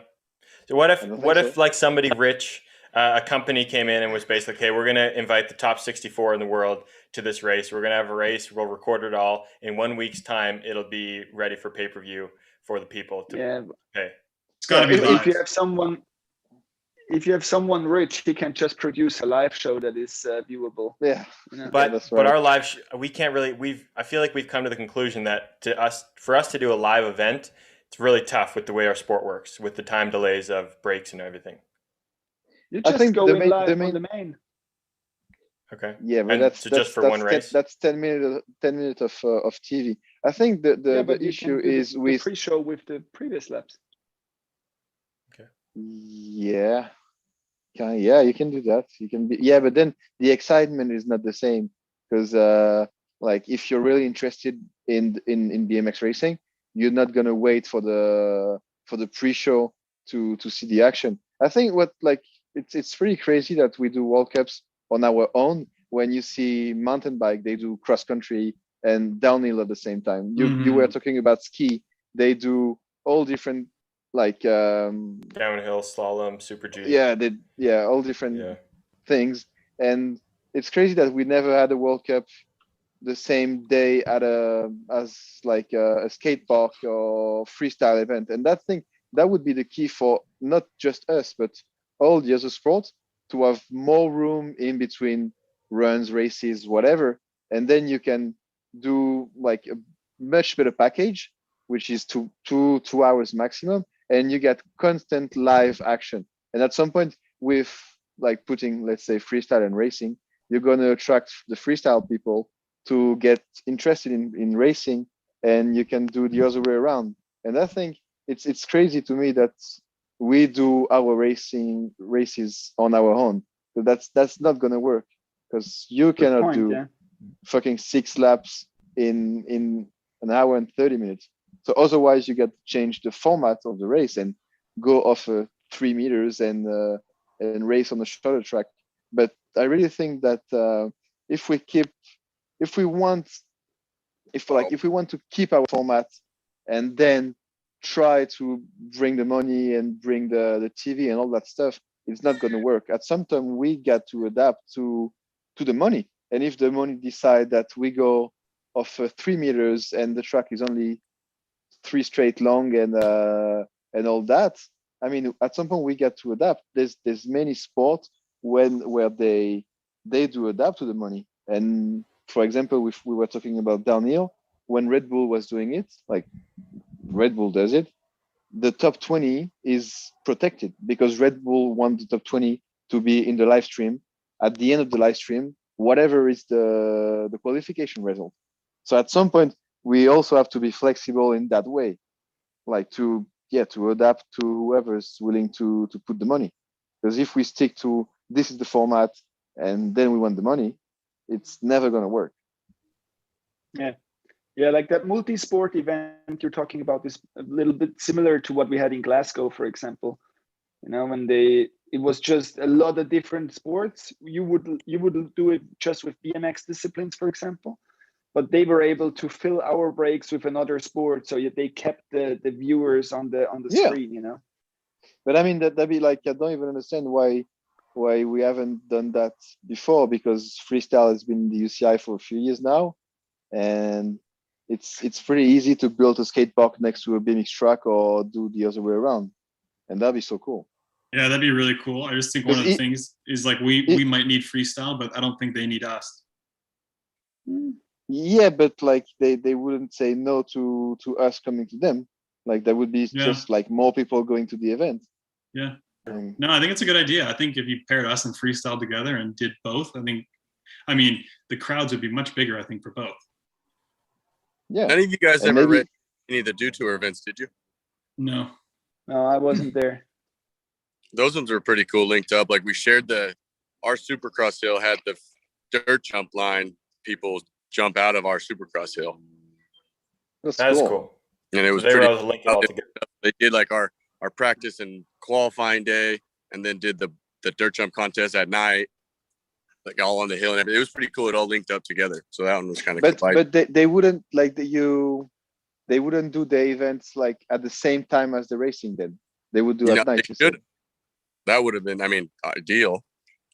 Yeah, because basically it's what we have in Europe. I don't know about in the US, but what we have in Europe for forever, like for how long I can remember, is that in between motos and quarters and stuff, they got dirt jump contests, and I mean that keeps the people, and that keeps the people on site entertained, and that would be the same if that would be live. There's action at all time. Yeah, and now instead of fucking whatever on the track. Yeah, imagine having a BMX World Cup at the FISE event in Montpellier. That'd be so sick. But that'd be windy because this place is windy all the time. Come on, you guys got to stop being pussies and adapt. I'm not. I'll never adapt to the wind. I gotta say, I love Johnny, you and Rock Hill. The whole week we were there. It's windy as shit. We're all sending it. One of the days, like I got tired riding the wind. I kind of just stopped. Johnny was out there sending it. It comes to racing, and I just see him hanging out at the finish line. He's like, it's windy. I don't really fucking feel like racing that this time. I'm like, you're just doing it in practice. It was awesome. Talking about wind, like I've thought about that the other day. I hear a lot of people talking about they're scared, kind of like the federations are scared to travel to Bogota, to South America because of COVID. And then I was thinking about, but they were not scared to send their athletes down the 5 meter in Bathurst last year. I think the risk was quite like straight there. You could. I think they were not scared to do that. I think old school popping down the crosswind is far more dangerous. It's like, we're scared of the virus and stuff, and I know you don't have to underestimate it, but then sending their athletes down the Bathurst track in the fucking 60K side wind. I was like, maybe it was quite risky as well. So I don't really know if you have a line there going. Sylvain, it's snack time. What do you got there, pal? chocolate from Easter. Yeah. We need to find a way to eliminate wind. I said it before. I'm going to say it again. We need to find a way to eliminate wind in our sport. I don't know how to do it. It's 2021 here. More night racing. Have you guys ever raced an indoor race? It's pretty crazy. They make them indoor. Yeah, but they're all shit tracks. Yeah. I don't know. Grands is always great. You guys just haven't been around long enough. If you've been to 25 straight Grand Nationals, it's great. Back in the days, it was amazing too. Nick, you're going to be at 25 more, I think, too. If there's one race I'm going to every year, it's going to be Grands. Still racing double A at 47. Just for Grands and Phoenix only, though. Just keep your career number. So That's do you it. start your season in Phoenix Tulsa? is scary. Hey, you know how in NBA teams they fucking put the jersey number up on the rafters? They're just gonna put the 64 up on the rafters at Tulsa up there. In Tulsa forever. They're just gonna have the thing move up. Yeah. Hey Nick, Connor Hudson asked in the chat, would you rather ride in a 50-mile-per-hour crosswind or after a few drinks at the after party? I'd rather drink an entire bottle than ride in a 10-mile-an-hour crosswind. I'm actually afraid of wind. Like people are high. Like I don't like the wind when I'm not riding a bike. Yeah. Do explain here, buddy. Do explain. No, I don't have that. I'm afraid of the wind. I don't like it if I feel it on my skin when I'm just walking around, I just despise it. So I feel it on my skin. Yeah, I don't like it. Like, you spend too much time on that 8-meter ramp, man. The what? You spend too much time on that 8-meter ramp in Papendal and all the other races. You have it like the fear is coming up as soon as you feel the wind. I had residency on top of Beijing Hill for quite a few years. The tracks have gotten way better in the wind though. Like the old ones were way bigger and gnarlier in the wind than the ones now, I think too. Nothing gets better in the wind. That's what I'm trying to say. Yeah, but think of Papendal the first year, or like, I don't know, some of the gnarly ones we rode. Those were way worse in the crosswind than nowadays. Like like Argentina in the wind isn't that bad. Yeah, because it's super small. Yeah. And that's one thing. That's one change they made in the new Papendal, which is kind of smart in one way. But the second straight they make it smaller, and that's fine because actually. But a triple manual in the crosswind isn't like super cool either. Yeah, but it's not really a crosswind because back then we always complained because we had the crossover and stuff. So there was a part of the track where like we were going in fucking every direction. Now we're going straight, and we've been there 4 days, and all 4 days there was a headwind. Sometimes from the left, sometimes from the right a little bit, but it was always a headwind. So that's a good thing they changed this because at least you can jump the second straight when it's windy. Because I remember being there. I think we have been lucky with Papendal the last couple of years with the weather. Yeah. Yeah, for sure. Because it only rained once out of 9 years. Yeah, which is pretty cool because we're not racing there in July. We're racing there in May, early May. So we're pretty lucky. We give that place a lot of shit for actually. It's been pretty great the past while. I think that's the best World Cup. Yeah, that one's awesome. But for the point you guys had before with racing at the OTCs, how about racing World Championships at an OTC? No, fuck. That's so not fair. I think so not fair for sure. Yeah, but it's not fair. But at some point, if everyone is allowed to go there during the year, it's fine. It's still not the same. It's still not the same because those guys ride it every week, and we obviously we're not going to go live at Papendal for a year. Yeah, but still, that was much more unfair for like those years in Shula, and especially the last ones on the big track when they were the Americans. They would be their backyard, and you got to show up, and you got 90 minutes to figure out 20. Everything. Yeah, and the same as Papendal before too. Only the very first year. After that, you could go at any time. But I think that's crap for sure. Or it was supposed to be closed. It was supposed to be, or like old Papendal used to be supposed to be closed on like the Sunday or Monday, but the Dutch guys would ride early in the morning on Tuesday morning. Yeah, but I mean, if you look, what is the captain doing actually? Johnny's having some technical issues over there. I think he's wrestling with a cat or something. My phone was dying. My cat passed away, so I'm not wrestling with him. I'm sorry to hear that, Johnny. I got you. Oh, he is just cutting out like crazy. All right, as you were, Sylvain. Yeah. It works. But you're saying like having a Worlds at the OTC, but if you look back, like 2019, that was older, like which was a permanent track that you could go at all times.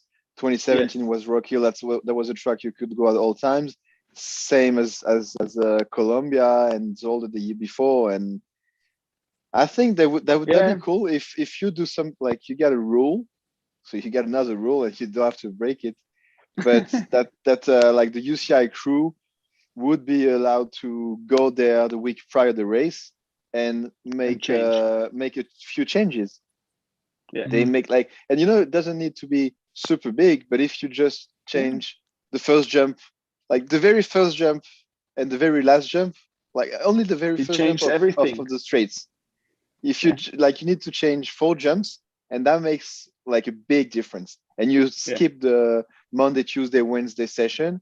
Everyone fucking shows up on Thursday, 90 minutes. They get another hour the next day, and then we race the next day. And that'd be more fair. And then this way you can just like have a track built just for the event, or go to permanent location with some minor changes. Mm-hmm. True. Yeah. I think that'd be fair. More playing field. Do you think? I was just thinking about it when you were talking about Molina the other day, when he was like, out of all his World Cup mains, it was like 5 or 6 in Argentina. And then I was thinking about like when you go through all the locations where the World Cups were, how many locals have won a World Cup? It's Makes so a big crazy. difference. Like already Manchester, for example, you have Liam who has won all of them, and then Kai won one, and then France, and like every location has their local winner pretty much. Yeah, every location does have a local winner. I mean, even Nic won in Chula. Me, Connor. Yeah, but you're right. I mean, it's just I think it's also though it's an advantage just to be in your home country and in your home area. Yeah, like, that's a big advantage too. Yeah, you can't take that away. That's for sure. And but it was so much. That would like, be pretty cool. I wasn't in Peter Maritzburg. And David, you got David, you got fucked for your chance this year. I was thinking about it, and I was thinking about the pressure I would have had in that gate, man. He's already like rubbing his eyes. I don't know if I'm happy that I don't have to do that, because everyone was already talking about it. I was like, I might as well go fast in Verona then. It's not all easy when it's a home race, that's for sure. But I was just thinking about the Worlds in Peter Maritzburg. I wasn't there, but it looks so prestigious, like in the way that track was built and everything. So I just feel like, well, we should have that one race a year that is like this, One race a year, that'd be a new track. That'd be super cool. Yeah. How much would it cost? Like, obviously, we know how it's a lot of money to build a track. We're not idiots here. It's like $300,000. You think for the UCI or somebody to get like, in Moto, they have the Dirtworks crew, no free ads. Sylvain rides for a company that built the track. It's like, how much is it going to cost for one rebuild a year for the World's track? Or if it's just a rebuild, it doesn't cost much. Yeah. It doesn't cost much. It's going to cost you. But if it's a new track, it's probably like $300,000 with like the hill and everything. Okay, you get the hill and stuff. Yeah. If it's rebuilds, then I think they should just rebuild every track. 15. Like they should rebuild every track before every World Cup. A few jumps. I think Corbin rebuilds tracks for $5,000 with a shovel.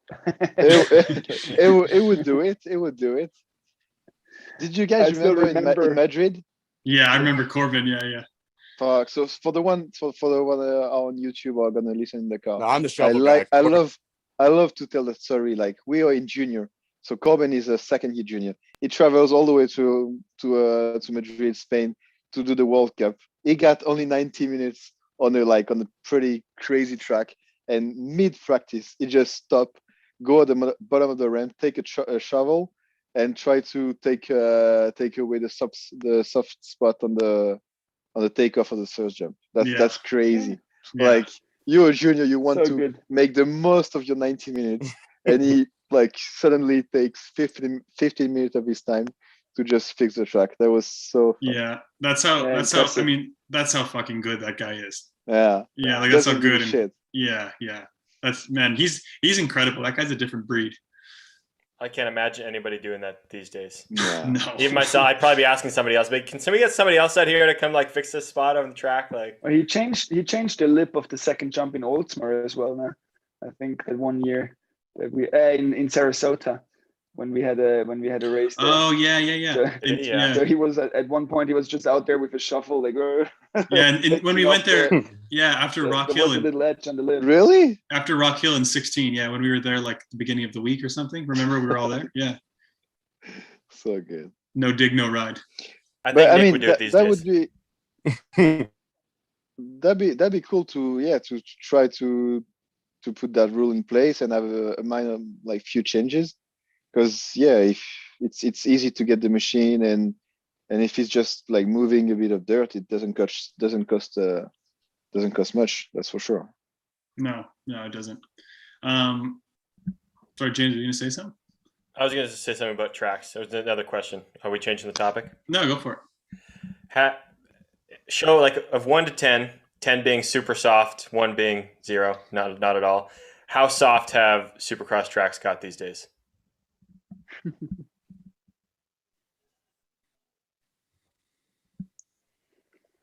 One being, all right, 10 should be like a tabletop first jump soft. I can't think of a track that is above a 5 now. Nick is having all kinds. The captain is having all kinds of problems on his end. My phone is falling apart. He's got the iPhone 3. Graf, go ahead. Say it again. Repeat yourself. No, I got Yeah, We need a talking stick. I can't think about the track that is above a 5 at the moment. I feel like if you want to do a track really hard for us, you build small jumps like Argentina second straight. Mm-hmm. But I don't know. We progressed and the tracks got a little easier, maybe not that much, but they got a little easier at some points, and just they stayed there for so long that we get used to it. You know, the second time you get to a track, it's already so much easier. So I don't know if they were really getting that much easier, or if we just got used to the tracks we have. And if you come to an all new track, it's still exciting. Like if you ride a track for the first time, I bet there is some guys here in Verona that are quite excited to get a full lap in on this track. Yeah, that'd be fun to watch. Too bad there's no time trial. But yeah, like I really agree with what you say, because for example, we've been to Papendal this week, and yeah, after you ride it for 4 days straight, it's pretty easy. There's nothing that's really steep. There's room for error in most of the jumps and all that stuff. But if you show to that new track with 90 minutes plus 1 hour the next day, then it's tricky, because then you get to make the most out of it, and you get to work on everything within 90 minutes and stuff. And that's the main thing. Because if you go to the new Papendal with a bit of side wind, it's still not easy to get around. But yeah, if you get 2 hours of track time for 4 days before the race, then it's easy for everyone. Mm-hmm. And that's the main thing. Yeah. I get hit and miss where it's like I feel like they're trying to make it good for all conditions, but they're making the tracks very simple and boring. And they're also very good for racing, I think, because everyone's really tight. But that can also, I mean, it almost gets so easy it gets dangerous. That's a whole different topic, really. Yeah. I mean, last year we have been in Shepperton, and if you go there, I could do first lap, showing up first lap, rolling over the jumps. Second lap, I could do a full lap. Yeah. You know, like but not 100%. But then it got tricky when you go fast. But that's the good point. Yeah. Because I like Shepperton, because actually what you're saying is that the faster you go, the harder it gets, and that second straight, I think a 12 years old kid could jump this, but going full speed, it was tricky, not being that dangerous. And I think sometimes is that like what track builder have to like they have to make the thing tech but not dangerous. You know what I mean? And sometimes you can Not take the Manchester same. second straight with 3 jumps. Yeah, right. But you know, like yeah, Shepton is a good example. It was super small, super easy, but it was tricky in racing. And I think that's what we should get. Because most of the track, if you go to Argentina, it's small and it gets tricky because it's too small. Not because it's technical, because it's a piece of shit. You know what I mean? And the faster you like you can go as fast as possible and but you're still gonna make it, you know? When Yeah. when you like when back then you would go to the big Shula, for example, at some point, yeah, you got to even if you're leading with 5 bike length, if you make a mistake, you're gonna pay for the mistake. Where at at any track now, you can have one small mistake, it doesn't gonna cost you that much. No, and you should be rewarded for like good skills. Like the Chula London track, you could triple into the last corner, and you were rewarded for doing something super cool. Like we need stuff like that. Yeah, no, I do agree with you too. That just because they're small doesn't mean it's not good and technical. Because we always used to say like even I know the old Zolder, that second straight was small. It was there for a long time, but it was still technical enough that if you made a mistake, you could get past pretty easily. And the same thing with Shepperton there as well. Yeah. Yeah, and even if you go to Paris, you go to Paris, it doesn't take you 2 hours to do a full lap because there's nothing super big. But when it's time to race on this, it's a complete different story. True. Yeah.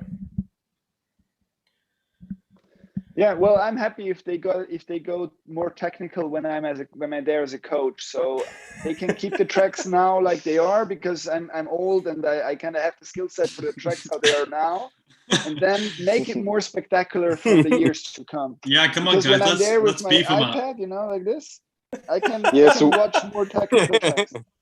So when you're stuck at the track for the 90 minutes of the B practice, then it's fun. You guys, how do you guys feel about having 2 separate world championships, one on Supercross and one on normal hill? Oh shit! Like, that's one of the dumbest idea I've ever heard in my life. Like separate titles? Yeah. Yeah. Like having a world both an elite? Yeah. I mean, if we're talking like flat DeSoto, he'll come in on that one. Like normal track, normal track, and then Supercross. I mean, when you think about it twice, it's not super dumb, but still. It shouldn't be. I would more imagine having a world championship on the normal track from like some years. But having 2 in 1 year would be something I don't see as useful for our sport. But if like having more of a mix in tracks, I don't really think it needs to be all the time on the big hill. Like in the non-Olympic years, for example, like the 2 years after the Olympics, you could do small hill world championships. That'd be super cool, actually. The 2 years after the O show, have it on normal tracks. That'd be cool. But I prefer the big hill, so I don't need a small hill world champion. As long as you're racing, we keep the big hill. So I would have to train so much on a small hill. I haven't done gates on a small hill in so long. Last time was Saint Etienne. No, the Swiss Championships on a 5 meter. On a 5 meter. I wasn't doing very well. Still. That's and that would also take away the prestige of a world title, I think, if you have 2 in the same year. Mm-hmm. Yeah. Because at the end of the day, that would be the same guy that be winning, or the same. If you do a race out of the 8 meter hill on Shepperton on Sunday, and you do a race out of the 3 meter the next Sunday. No. It'd be like different points and say different times in the year, slightly. No. Can I? I'm not done talking. So what I was about to say is that would be the same guy. That would be the same guy winning the race or being in the top 5. That's my point. Because if you if you did it the same day or same weekend. Euro Cup, World Cups, and so. And just because Graf doesn't have the 3 meter, doesn't. Oh, Your yeah, connection is not very good, Sylvain. No, Sylvain, you're gonna have to repeat. You're gonna have to repeat yourself. That's karma for talking back to the CEO of Coffee Chatter. So when did that cut? The whole thing. Anyway, my point is, if you raced out of the 3, 5, or 8 meter, that would be the same top 5 guys. So it doesn't make a big difference. Yeah. That's so you I don't feel need like to as well. separate. So Sam would world have title. just went for 2 world championships a year. Yeah. So. Yeah. Yeah, but basically. Yeah. It's like, yeah, but who cares? It's like Michael Phelps winning 23 gold medals in swimming. It's he was winning so many different disciplines. Yeah, it's It was like, yeah, well, bullshit. he didn't really care about the different disciplines anymore. Yeah, but in motocross, they have the same 5 guys in supercross and motocross, and they're both still cool. Yeah, but that's for them to make it an all year sport. I feel like it's. I think it'd be cool to have the pretty 2 much have separate it, man. series. Like I think it should be series. Like I think the 1 world championship should be 1 world champion, and that can be off the small hill or the big hill, like whatever it is that year. I think it'd be cool to have 2 more defined series of small hill and supercross. Just Don't to make we have more that events. USA BMX title is pretty much the small hill series, and their UCI World Cup series is the big hill. Kind of. I think it kind of is. I think they still do the supercross races, but kind of is a small hill. I don't know if it just gets. If you want to win the title, you have to be strong on the small hill. Like you're not winning the title on the big hill. Right. True. Well, Yeah, and Tulsa even is a small if hill at the end. the UCI, they struggle to have 3, 4 World Cups like places a year. So what if they have to organize fucking 12? Yeah, but there's small hills all over the world. I got a That's good easy. one for but you the guys. organization is expensive. Yeah, that's true. We Go need ahead. somebody with money to organize. Go ahead, Sylvain. Yeah. Would you rather race 10 World Cups, like 10 times 1 races a year, Yes. or 5 weekends of the 2 races? 10 World Cups. 10 singles. Sure. Like, yeah, no brainer for me. It's crazy we all say that because it's so much more prestigious just having one. Yeah. It is. I feel like we should do a World Cup winner based on the weekend overall and not on the one day. So you win Papendal. Go. Yeah. I've won the Papendal. I don't know. It lost Yeah. so much. Like the winner from Saturday, he can be going home on Sunday night feeling really bad. Yeah. Yeah, it is. So true. Yeah, but then if you make like an overall winner like they do in outdoor and motocross, Yeah. then it's so hard for the people to understand what's going on. Yeah. Then, I think, he won Red Bud, but he went 2-2. Fuck that. Yeah. I think for our sport, it does make sense to go 2 days just because we're not a high money sport and it gives people 2 chances. So that all makes sense. Just it's not as prestigious. It definitely lost prestige. Like if you podiumed or won or whatever a 1 day World Cup, I mean, it's big. Let's Yeah, say I would then rather race 10 double weekends. than 5 double weekends. Yeah, but still, that doesn't solve the issue. But then you got more chance to win the World Cup. That's for sure. Yeah. Even more. They already gave me so many more with the double weekends, with the 10 World Cups a year. Don't need any more, man. You can't That's compare true, you can't compare stats anymore either, which is kind of too bad. Like you can't compare like Maris and those guys to like now. Yeah. But it's so crazy still how like consistent everyone is. Like if you look at the last 40 World Cups and then you take all the names, I haven't done it, but I would feel like there is not more than 10, 12, maybe 15 guys, you know? Yeah.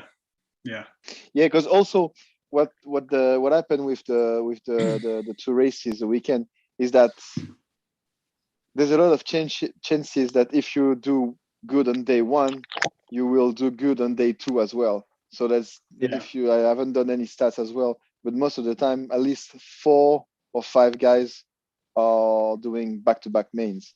Mm-hmm. It's funny, even though the guys have done 7 laps and they're feeling like shit in the first lap on Sunday.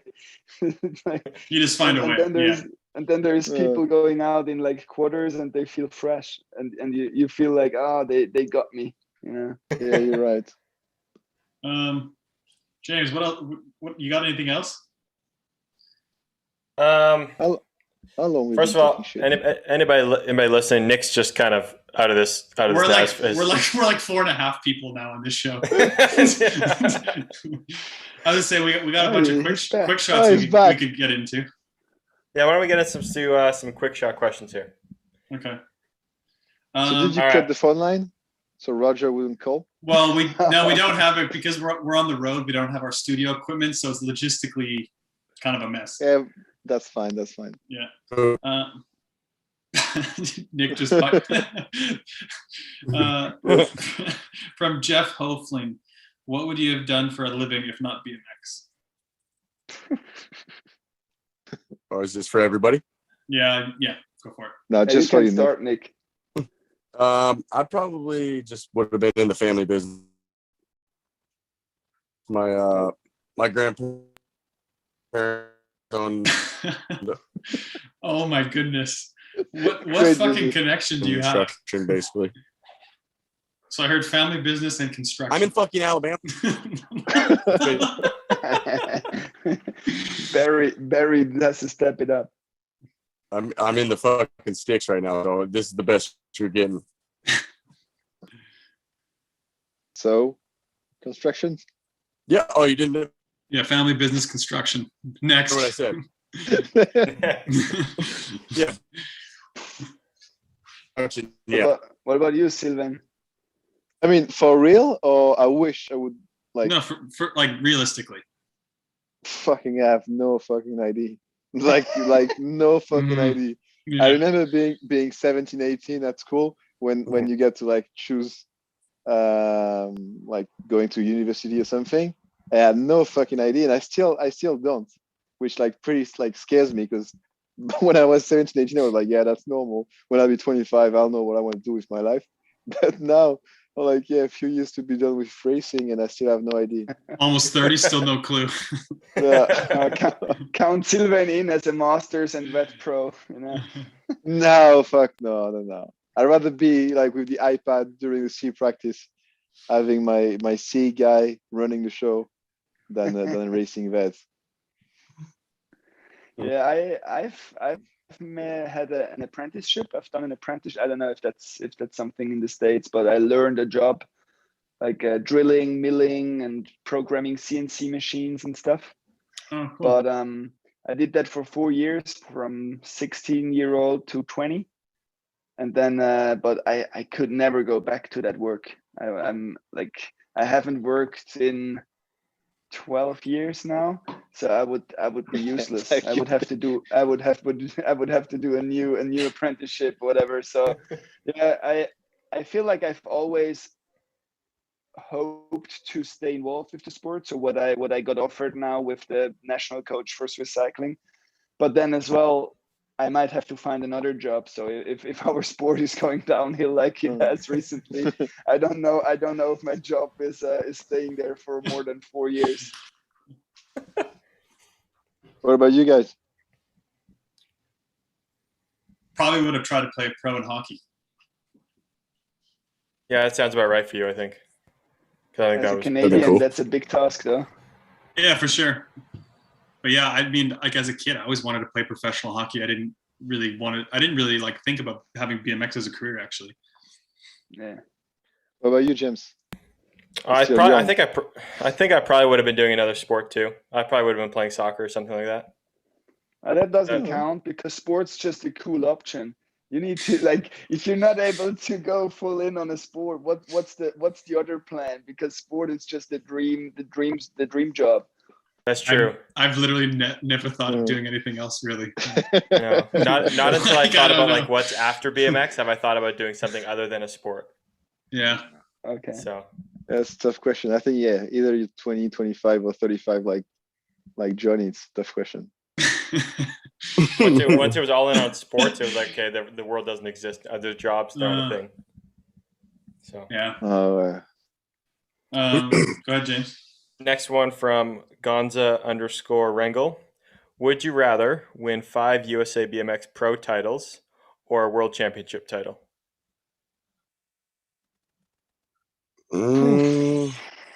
USA BMX or World?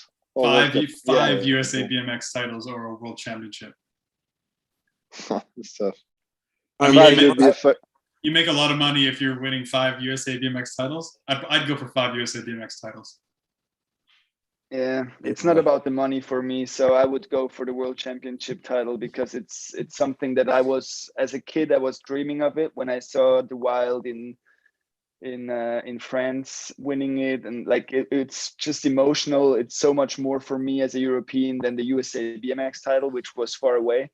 But having 5 USA BMX titles would mean you dominating your sport, and that's something that's that's quite a nice thing to do. So both are really nice, but I would probably take the world championship, the jersey, home. Yeah, I see the prestige in like the UCI stuff, but it wasn't really huge to me growing up. My first Worlds wasn't until the Canada Worlds as junior. So, and I think just the consistency of winning 5 titles in a row would be fucking madness. Yeah, I still would go to world title because first of all because of the jersey, and and it's common to every. Did you guys see Tomac? Like I thought Tuan was on a motorbike for a second, but I think anyway you're a fucking legend, and anyway you're fucking consistent as well, because you can win one world and without doing any result on the other, like any other big accomplishment. But if you win 5, that means you're fucking consistent, because it's not like there can be one, you can be lucky, but 5 there's no fucking luck. What's the record on USA BMX titles? Who has the most, like in the man category? Good question. I don't know. Like Johnny, you're our best hope in knowing this, buddy. You need to come back to this chat. It's gone. I want to say is it 4? Bubba, how many does Bubba have? 3 or 4? I thought he only had 2. No, Bubba's got more than that. He won like 3 in a row. Okay. How many does Sam have? I want to say 3. I want to say 3. Yeah, but you see, it will put you, Johnny. What's the record on USA BMX titles for the man? You're on mute, buddy. Mute. Now you can hear me? Yes. Yep. Yes. Who's got the most USA BMX pro titles in men's? Oh, no. So my understanding. Maybe just text it to us. My understanding is give us 2 a people sign. with 4. Who? 4. 4. Who? Both Pete Lonkarevich and Gary Ellis have 4. Okay. There you go. But isn't one of the 4th of Gary Ellis? Isn't it like the year where? Okay, 4. Great. Yeah. James, which would you pick? I want to say I would go with the 5 USA BMX titles, because that much winning would be damn cool. Yeah, I'm in the boat where it's like I'm very much in the middle. Like, to me, the Rainbow Stripes is beyond anything. Like, it's beyond the USA BMX title, but the amount you have to win a USA BMX title and then do that times 5, you win so much. Like, that'd be what that would mean is that you suck at the world championships because you're dominating so hard in America. So you can ask Aaron Gwynn about this topic. But think how much money you'd make. Like if I was if you asked me as a racer, I would have for sure said world championships, no doubt, because that was everything for me growing up, was international racing, like my whole career. But then, like, looking back now, like, I would take the USA BMX stuff because you would have banked so much money. Yeah, but if you're 5 times world UCI world champ, at some point you're gonna find the way. Like, you will make at least as much money because you're gonna get big. And 5-time UCI world champ. Well, 5-time world champ. UCI world champ. One. I'm sorry. Yeah, but I mean, you wouldn't make as much. I don't know. I think it really depends where you're from and stuff. Because in some country that might be super big. And because I think in some country that must bring sponsor from outside the industry, whereas as a USA BMX guy, you're only gonna reach the industry. Yeah, I think we should ask that question to the juries or guys like Sam that have like both title in the pocket. I think I'd be I'd be sitting pretty on the beach after my 5 titles, you know, I mean, watching the hate comments come in about the world champs, being very okay with myself. Yeah, you think so? I wouldn't be. You want the 6th one then? Yeah, probably. It's crazy. You were talking about prestige and stuff, James, as you say, you're in the middle, and I think you realize like how big is the prestige. I don't want to be cocky, but I think I always wanted to be world champion because like it's super cool. But I think once you win it, you realize it's much bigger. And I remember talking to Liam telling me that you only want to be world champion again, which sounds crazy to me and pretty like not cool. But the rainbow is something, yes, so cool to wear and so common to every other discipline that the prestige is actually much more than you would think it is, and you realize afterwards. That's really cool. That's I get that. Cool. Being able to literally just say, "I'm a world champion," instead of having to say, "Actually, I won this title in the U.S. It's a series and it's a USA BMX title. I won it 5 times." I'd rather just say, "I'm a world champion." Yeah, and still like just like going to practice with the jersey. It's so like there's nothing better than that. I mean, the Americans called themselves world champion in the amateur categories when they won the USA BMX series, you know. we need to lock that up right now. Yes, we do. Oh my God. Well, amateurs calling themselves world champion, we can lock that up completely, even in the UCI. Yeah, right. Yeah. Somebody that says they're a multi-time world champion and you're in the elite class, but you've never won an elite world title, it doesn't count. Like you're an age group world champion. You haven't won a world championship. Dude, I don't want to be mean to Joey Bradford, but have you got like he has taken it down from the website, or the website is not there anymore. But did you guys see his website that he had with BMX for a while? Pretty solid. Dude, he was like 14 times world champion, and then the only rider winning a race on every continent other than Alaska and stuff like that. I was like, God damn, you're not even once a world champion. I mean, it was really impressive what he had as a junior, as an amateur, as a kid.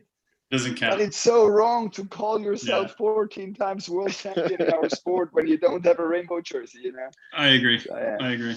All right, this will be a fun one. We already kind of, from Monty JC, what is your favorite episode and worst episode? So you already said basically your favorite. So what was the worst episode of Coffee Chatter that you listened to? I'm gonna say Maris. Okay, yes, and that was fucking you know painful. What? Yeah.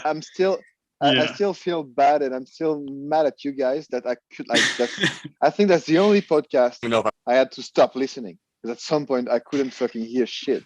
I was like, I'm not gonna spend the next hour and 30 minutes just like going. I mean, like, and I was mad because that was Maris. If that was David or James or whoever, I mean that'd be fine. I would just skip and go to the next one. But with Maris, I still want to listen. I want to listen to it. Yeah, that's the one. I remember me and James were so bummed because we were so excited to do that one, and then his connection was fucking terrible, and the clarity was so bad. We were so bummed. Remember that?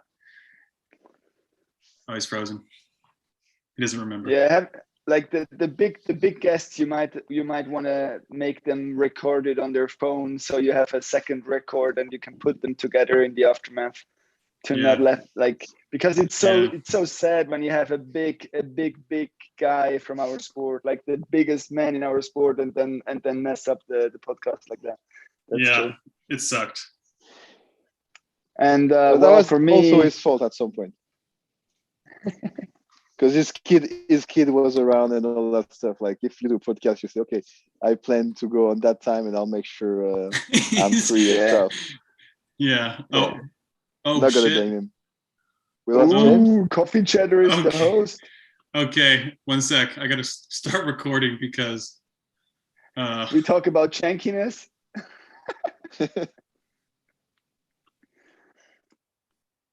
Oh, we got problems now. Everyone is flying out. Yeah, we got problems. Well, I can drop now that I didn't like the one with Pete, but it's more. Talk amongst yourselves. Where the fuck is going? So we still I have don't on know. YouTube and it's Yeah, we live on recording? YouTube. We do our own show, Sylvain. So what do you want to talk about now? We're having all kinds of problems. But I mean, and I think this one was cool. With Pete like going at you like that. That was cool. Except No, you.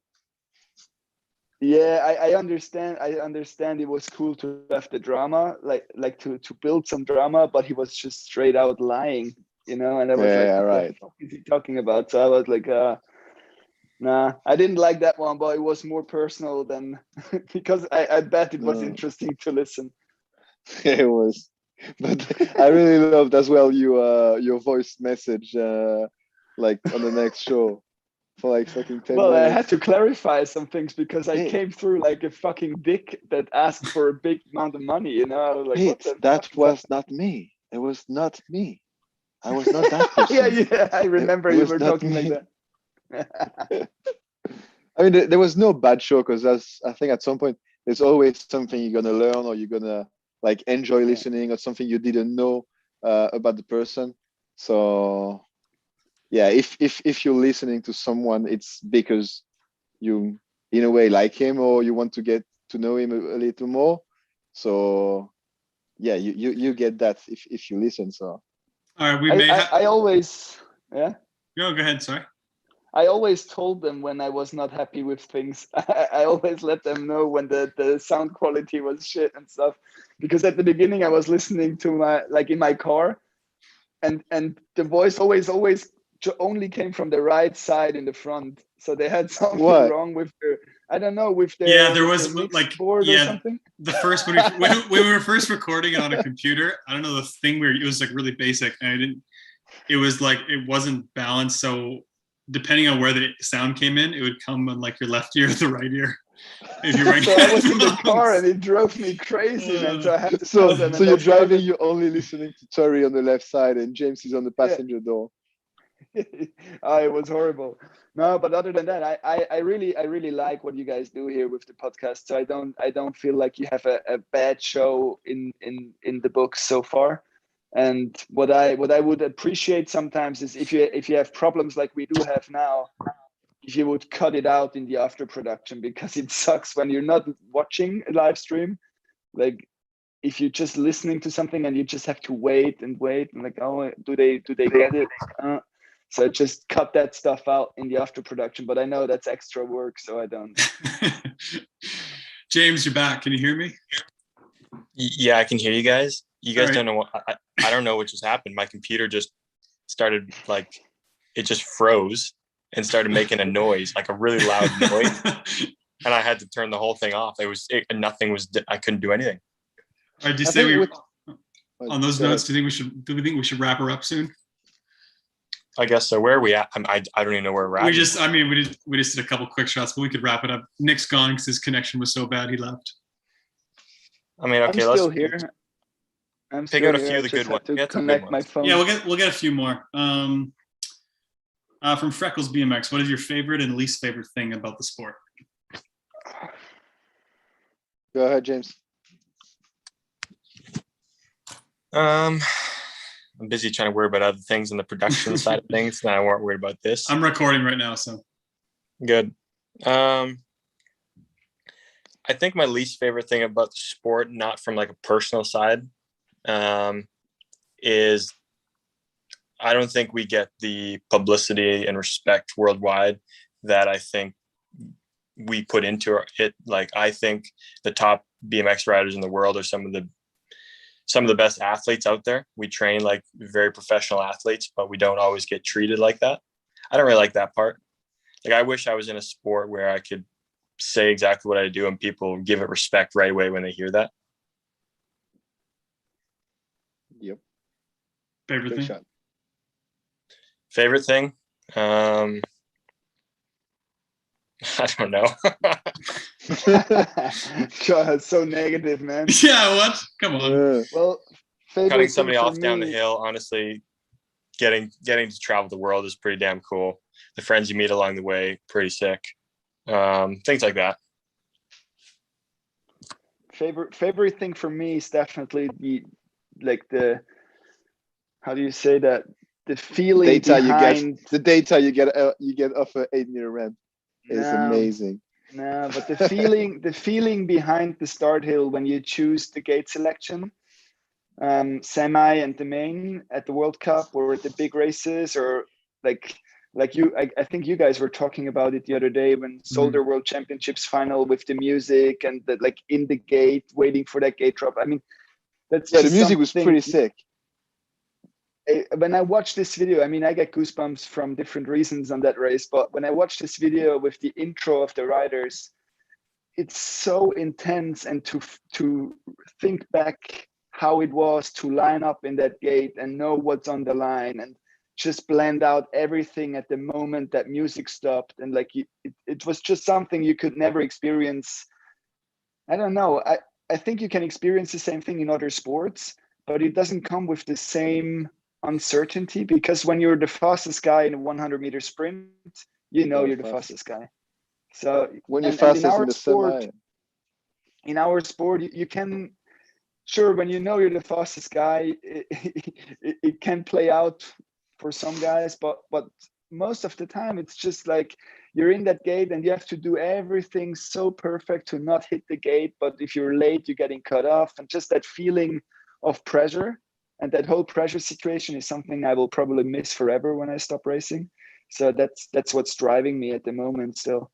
And the least favorite thing is probably that we don't really advance with our sport the way I felt like we will 10 years ago, because we kind of went backwards with production of TV, with event management, everything. It went backwards instead of forward, and that's something I was not expecting 10 years ago. So that's something I kind of regret having seen this happen to my love. That's not personal. What's your personal least favorite thing? Personal least favorite thing. I mean, because being in the gates in the main event is personal. Yeah, true. I'm the host here. Well, hard to tell.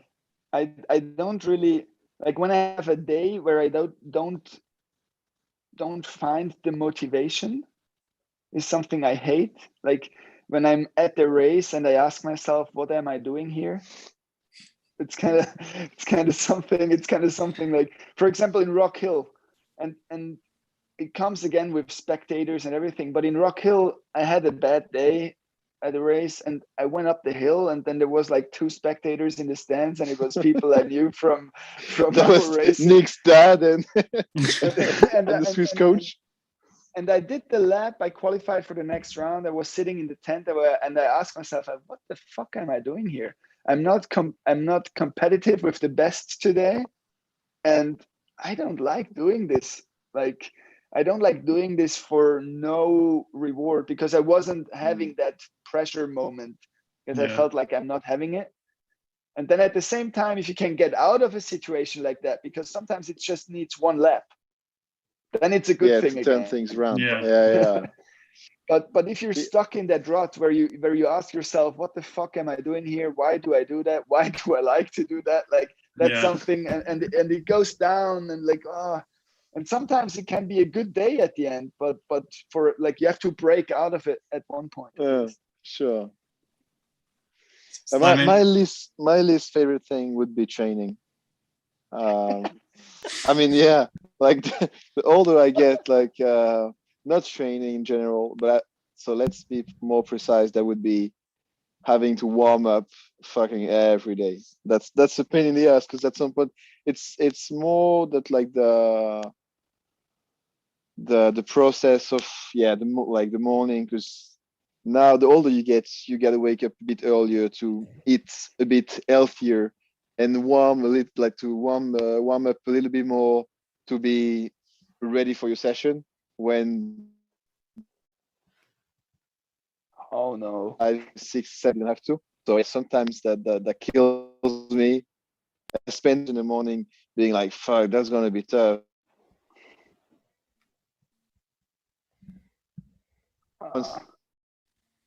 You're we lost cutting him. out again, Sylvain. You know what? There are a lot of differences between It's show fine. 1 and show 100, but you know what? Oh, At our This roots, hasn't changed. at our This roots, hasn't it's still Timing. janky. I'm like, okay, same as Giras.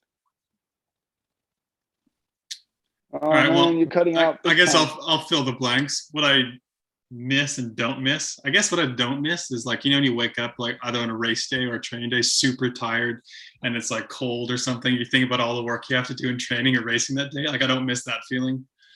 But then yeah, like Graf said, I miss the feeling of like walking onto the gate for a World Cup final or walking on top of the hill. And then that feeling of just like pure accomplishment when you get on like a World Cup podium or something or accomplish something really big. Miss that. Yeah, I want to second those again. I think those moments are what we live for. So I want to add that to mine too now, because I mean, at the end of the day, like if we're not in the sport to get in that moment, to feel what it's like to be in that moment and want that again, I mean, what are you doing, kind of deal. Yeah. That's the fucking shit right there. James, Hey, what do you say we do one more, because we're leaking oil here coming into the home stretch. Yeah, Sylvain, what are we gonna say, buddy? Can you hear me? Yeah, I can hear you. Yeah. Fuck, this is. Oh, we're So leaking. yeah, as I say, same as David. Like yeah, the moment before the gate for a main event for World Cup or World Championships, and also like well, so many things to live because we are on top of our sports. It's not working. We heard a bit of it. No, yeah, not great. Fuck it. Yeah. What's also frustrating for me too is feeling like you don't, the amount of work that some people like you put in, it doesn't always get shown in our sport, in the sense that like shit can get messed up from outside sources. Yeah. But Yeah, I think that's sport in general. When I had my first, like when I made my first podium at the big race in Baku for the European Games, that was something that like kind of fell off. Like there was so much weight falling off my shoulders, because it kind of, at least I was able to show it once, that all what I did the last, I don't know, was it 6 years as a pro, that all the training I did and everything, at least I had something, I have achieved something, and I was crossing the line. I was like, well, yeah, I've done at least something to prove that I was not doing everything wrong the past couple of years. So I feel like it's so rewarding when you achieve it, and it can be so brutal when you know what you're doing and it just doesn't work out. Yeah, for sure. Can you hear me? Yeah. Yes. Maybe I can answer that question. It's what I wanted to say is I really like all the moments we get to live because we are on top of our sport, because all those moments behind the gate before a main event, or getting to travel and with basically your friends and all that, it's, you can be as rich as you want. That's nothing you can buy. Yeah. Like you have to be on top of a sport to live it. And yeah, every time I'm warming up for longer than 25 minutes, I remind me this, and then it's fine. Cut your warm-up short, man. I'm older than you. 25 minutes. Oh is man, long. I love that. I couldn't agree more, Sylvain. I love that. Yeah, I got it too. I got it too. My garage is not 25 degrees, so fuck yeah, it's terrible. It's a good point. I think like being at the top of something is something very rare, because when you're in a working space, how do you compare? Like every CEO has to compare to Elon Musk or whatever. Like it's not like you can't really compare anything in the normal life, where you say, I am the best in the world. And you were able to say that in Baku, I am the best in the world at this. And that's something that's like deep inside. It's so special to feel that you are able to do that, you know? Yeah. Even if it's a small sport, because there is still quite a few people that try to be there. So it's not like one of a million, but you're still one of a couple 10,000s that's cool. Yeah. What do you think, Jenny? That's a good ending, I think. What do you think? I think we can close out on that. Yeah, good point. I like it. I love that. Did we lose all the viewers on YouTube? No, boys. I want to say thanks to you both for coming on today, but also for coming on all the shows. Otherwise, we always love having you guys, and I miss seeing you boys. So are you coming or not going to Italy? No, I'm not going because with COVID logistics and everything, it's not really. Yeah, it's kind of a pain in the ass to travel at the moment. So who's going to replace delegating Tourist Corner? I don't know. Because the Olympic channel.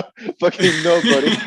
No fucking live stream. It's I think Michelle in the mic. Yeah, because the Olympic channel is basically the Olympic channel is doing the TV for this year for the races, and so they wanted to have me do it, but then with travel and stuff, they just got someone local to do it. So I don't think they're probably doing a Riders Corner. They'll probably just do like a regular broadcast. Well, it's the Olympic channel doing it. Yeah. Oh, interesting news. Yeah. That's the news you dropped at the end of a 2 hour Yeah, big news. But do they broadcast other sports already? I don't know, to be honest. I'm not sure. Okay. Yeah. Let's see. But yeah, good luck to you both. It's good to talk to you guys. Like I said, I miss you guys. Hope to see you soon. Merci beaucoup. James, see you tomorrow at the track or something? Yeah, I'll see you around in a couple of days, boys. I'll see you guys. I see you guys on Friday. Thanks to ProGate Europe. Yeah. Thanks to all our viewers on YouTube and all our fans that have helped us get to show 100. We appreciate all of you. ProGate Europe, motorshoots.com. I'm going to slide that in later. Thank you, guys. Yeah. Keep it running for another 100.